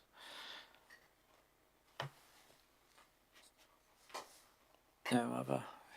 If I can maybe just talk to James Mackenzie's comment about Christchurch NZ. Whilst it's true Christchurch NZ have exited the district, Christchurch NZ is still our regional tourism operator. They took the lead in developing the destination management plan, which is coming to you at some point in the future. I haven't had the final copy yet. So as our RTO, they do remain a key partner, and they do. Government have got some funding for the activation of the destination management plans, and it's likely that money will come to Christchurch NZ for distribution, not straight into the region. So they do remain our funder and our partner potentially down the line.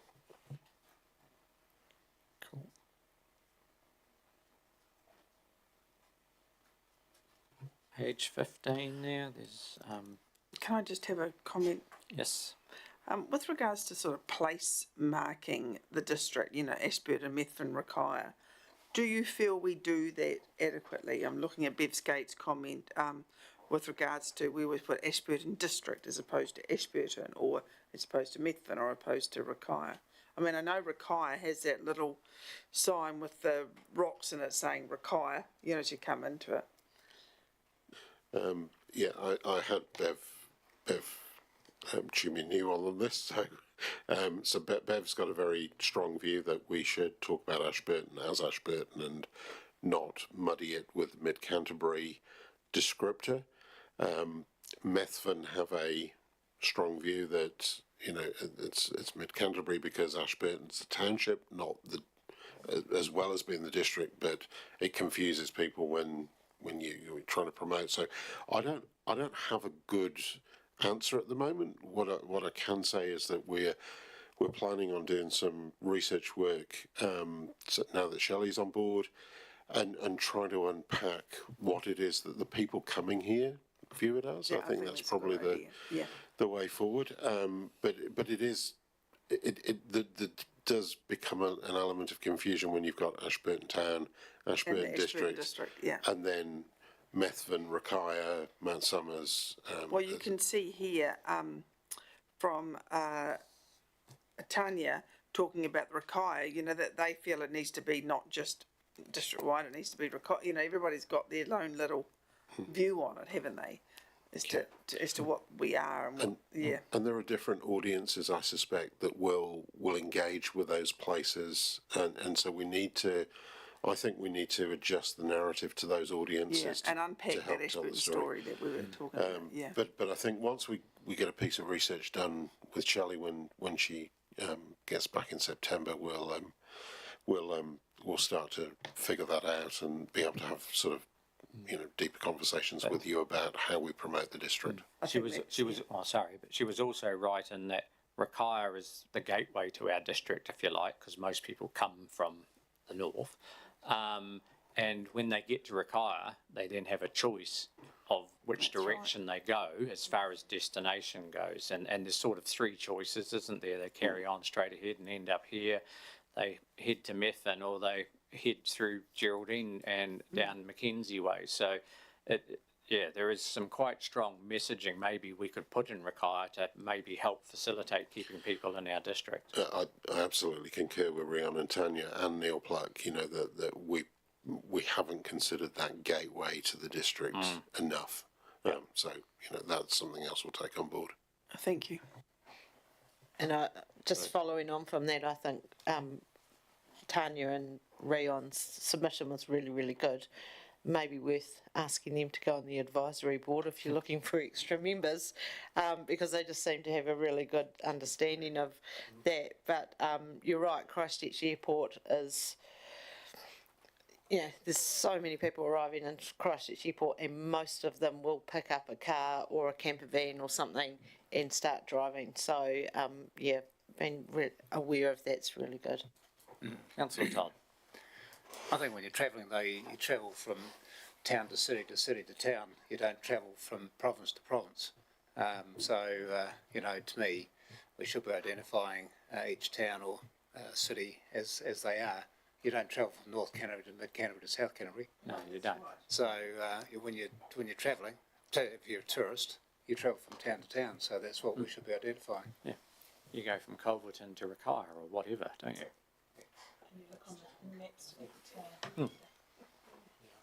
A reasonably sensitive issue. I recall when I first started here, there was I think it was the Braided Rivers Trust changed its name, and there was significant community comment that the name Ashburton was being removed from that trust, and it was not universally well received. So we're very cautious here. We are the Ashburton District Council, we are the Ashburton District, and there are times when that causes us to refer to Ashburton not only about the town, despite the common understanding of what Ashburton means. So it is a relatively sensitive area when you start putting label on things that have meant something to different groups. Okay, so anything further there on pages 14 or 15?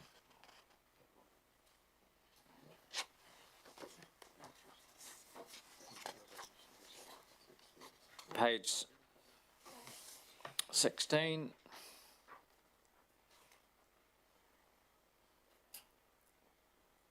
Questions or comments?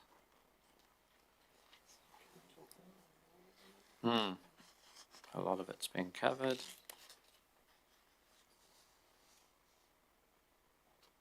So, general comments on the action plan there?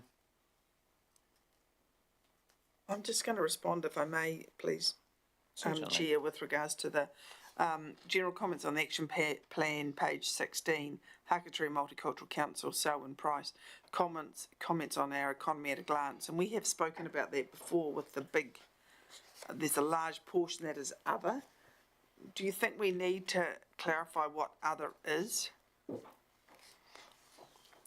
I can bring you a table that shows you every single industry that is in the so district. there's nothing linked to all the others to make them one group? No. No, there's just a catch-all to summarise all the really small, all the smaller percentage sectors. So, and you're going to have things in there like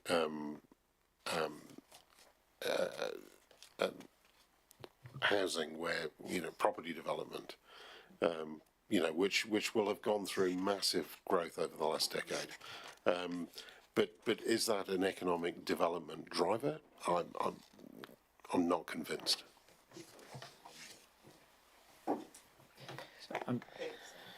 Councillor McMillan. Just and I don't know the correct names for this, but I know that Arawhenua, they have their Aoraki consultancy, but they also have is it a property department or an investment department where they invest in buildings and properties, etc. Only because when we were down there the last time, I sat beside the person who was in that job, in that role. So have we as a council ever connected with them? I know they've got investments in Timaru, so is it something that we should be looking at and sort of encouraging a partnership here with? And Hamish, you probably know more about this. Yeah, look, our relationship is multifaceted with Te Runanga Arawhenua, and for example, the chair of the Runanga is Fiona Pym. She is the the chair of the entire Runanga setup. Aoraki Environmental Consultancy, who we have a close relationship with because of our desire to get their views on environmental matters, is one part of the Runanga structure. Equally, they have, I understand, an entity called Whānau Health Services. That's also part of Arawhenua, but as an organisation that you might end up dealing with, around the health reforms or health needs of your community or whatever. But it all sits within the overall Runanga. So they may well have a property investment as well, and they may well have any number of other structures that I'm not completely familiar with, because we focus on the Runanga relationship, because that sits across all. And if you think of Mana Whenua or Tangata Whenua, that is the Runanga itself, and they're made up of the whatever structures are appropriate for them to meet their needs. So AEC is Arawhenua, but it's not the Runanga. I understand that. And so can we better connect with the Runanga for a variety of ambitions? I'm sure we can, and we may end up going in one door and being redirected to a substructure within the Runanga that best suits the need of that inquiry. So, councillors, I'm going to make a suggestion that we've basically got to number 4 here, and it might be a good place to, because I don't think we're going to get through all this today. There's quite a bit more to go. There's one. You want to carry on to page? Okay, all right. Cool, all right. That's fine with me. Okay, so we have some new words up on our screen. And I think we've already talked about the inclusion of Marianne Terreo and climate change. So, yeah. So going through anything else there on that, and then we're at the bottom of page 17. There's one submitted there, and then over the page. Page 18.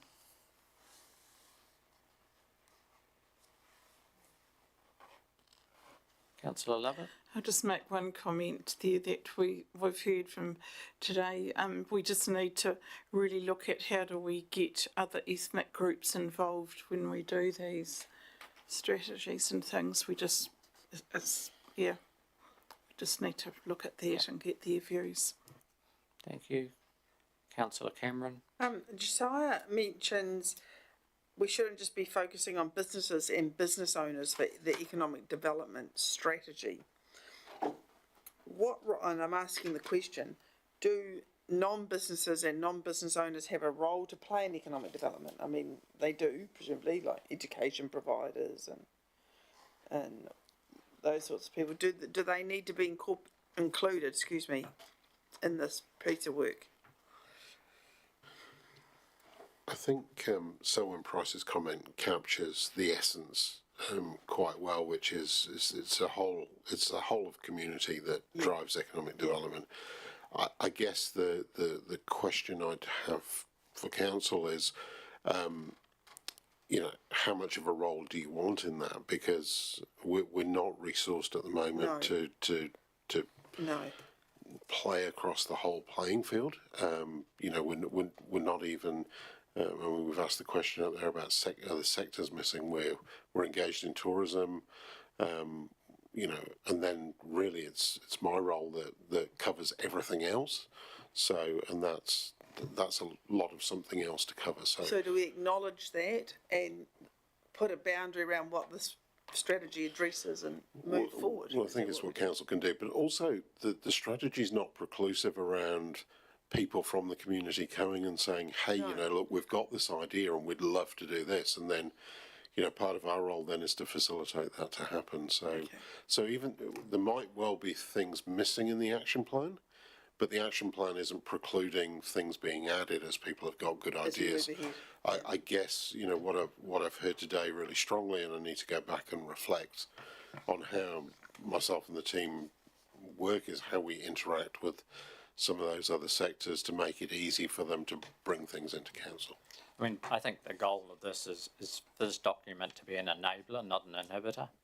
Yeah, and I think there's also another perspective, is that we have a range of policies and strategies at council that all contribute to the well-being of our community, which is broadly speaking, economic development. So I could argue our long-term plan is an economic development document. Equally, our recreation and active, our sport and active recreation is part of it. So our this property is department with the role we have in developing land. So. Indeed. So one of the things that we want to make sure is that somehow this document adds value and complements a range of strategies and plans that we might have, and that's where it has the most value, rather than trying to be, absolute omnibus for everything about living, working, and playing here. But it's a balance, and the point's well made. Yep. So some more comments there, councillors. Page 19, just before. Councillor Lovett. Just Peter Murray's one, better income. Down at the main shed, on page 20 down the bottom. Hang on, we're on page 19 at the second. I was thinking, I thought I was lost then. Hang on, we'll come to you in a sec. Anything else there on page 18 or 19, councillors? Okay, page 20. And that's the main shed with our incubation park. That's obviously trying to get little businesses going, and I thought that was a good idea. But is that what Simon's trying to do with the learning hub, or is this? You see, this is different. This is different. This requires quite a bit of capital input. Yeah, if you could get someone involved. Yeah. Yeah, incubators are big pits of money. Okay. I've been around the Christchurch one back in the day, and they're significant investments needed. And again, where we've probably we're constrained on the resource for small businesses anyway. Then trying to sit alongside a business as it kind of forms and then takes its first few steps involves huge amount of resource and people and specialities that we don't actually have at the moment. Any other questions there, page 20? Councillor Hooper? Thank you. Just wanted to know if the idea around the centre of irrigation was on your radar at all, Simon, or whether it's going to be added after Neil's comment today.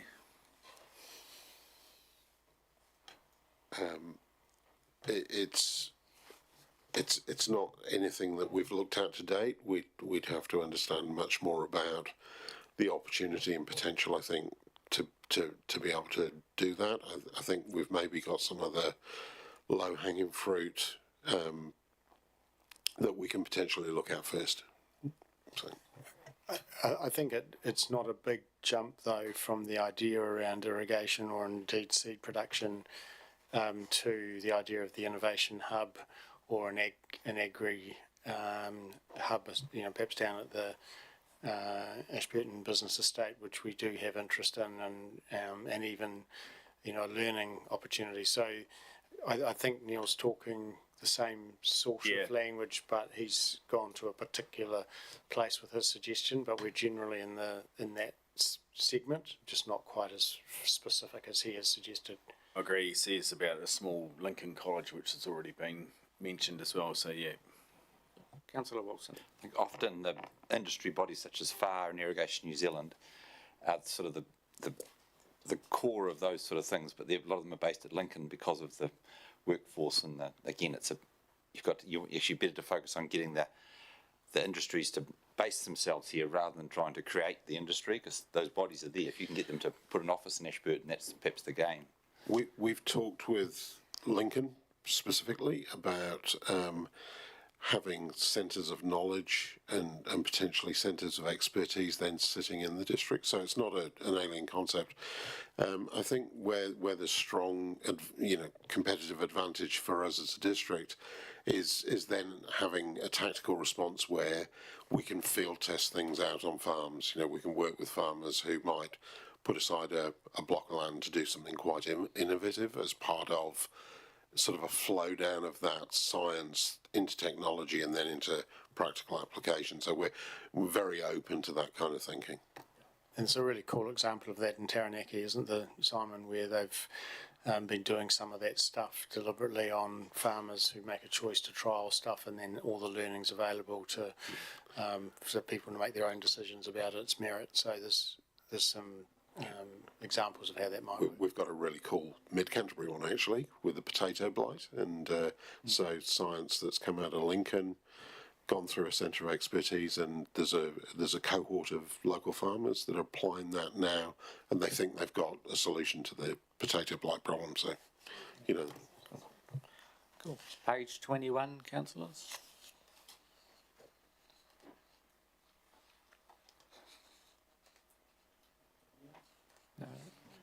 No questions, comments there. 22.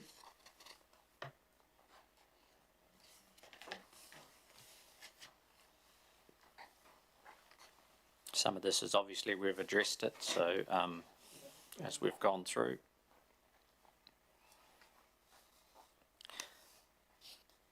There was a suggestion from Kate that council, in combination with maybe our local marae, had a Matariki event, which seemed to resonate with some, but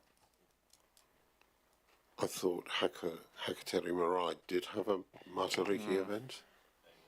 Yeah, and I, because it was only sort of questions, I couldn't comment back to Kate, but I was of the understanding that because Hakateri Marae held their own Matariki event, council wouldn't step on their toes. So,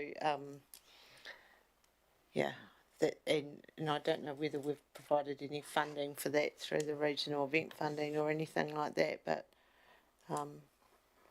I believe we did. I think. Yeah, I think it's more of a supporting role, isn't it? It wasn't REF, but it may have been the council's core funding, core events funding. Yep. Thank you. So nothing else there, page 22. 23.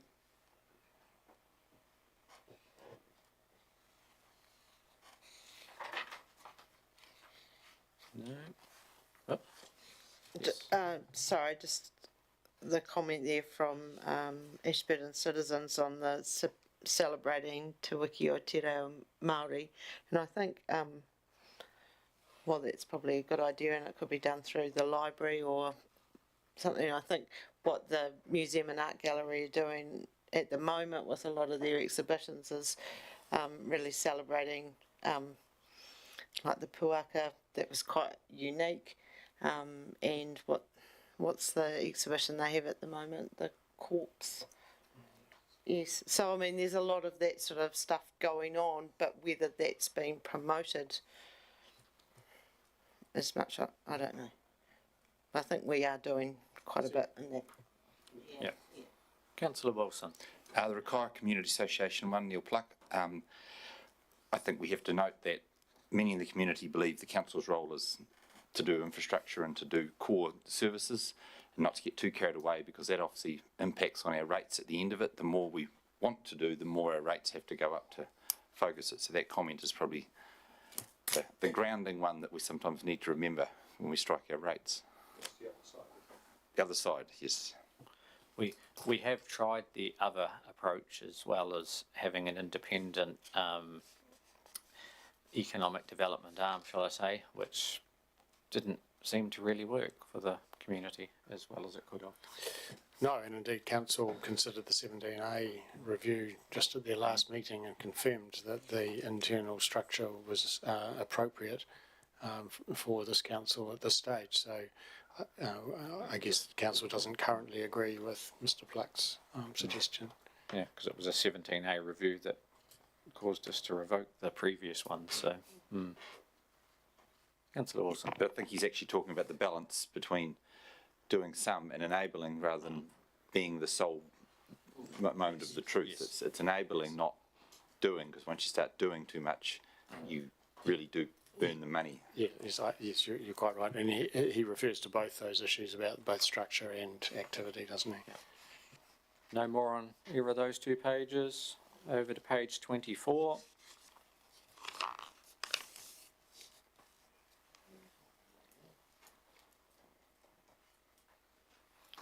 No questions, comments there. 25.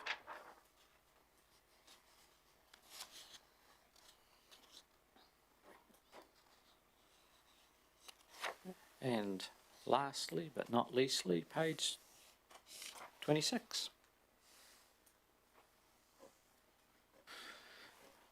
Councillor Hooper. I guess we do need to have a look at some of Donna's suggestions there around Glow in the Park, because it's not going to get any smaller, is it? So I actually quite like the idea of a train running.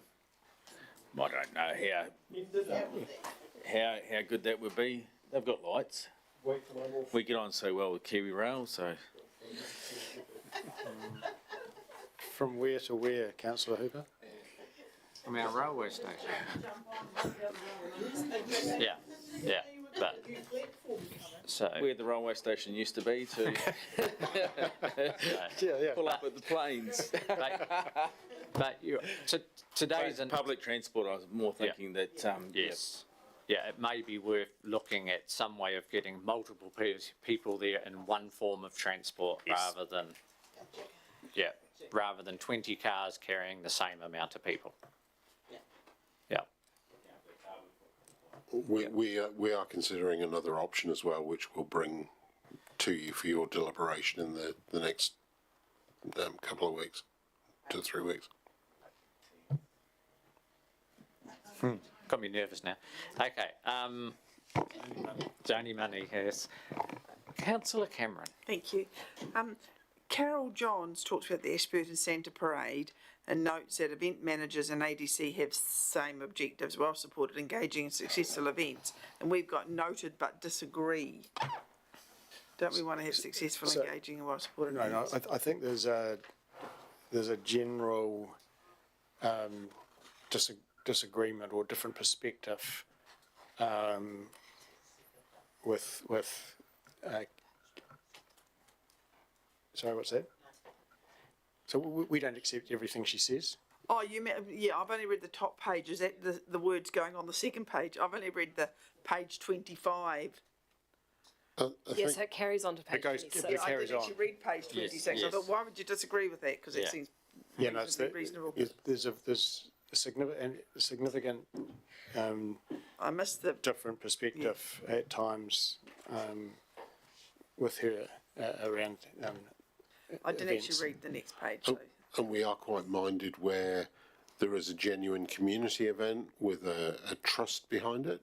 So somebody like Lions running something as opposed to a corporate event where the event organizer is making a profit or a loss. And we're more minded with public money to support the community and the community trusts as opposed to putting public money. I mean, we don't put public money into commercial events. Yeah, I don't think that. I think everybody expecting that.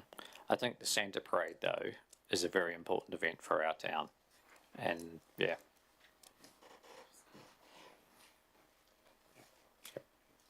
We agree. Yep. And we just need to make it safe and enjoyable for everyone who goes.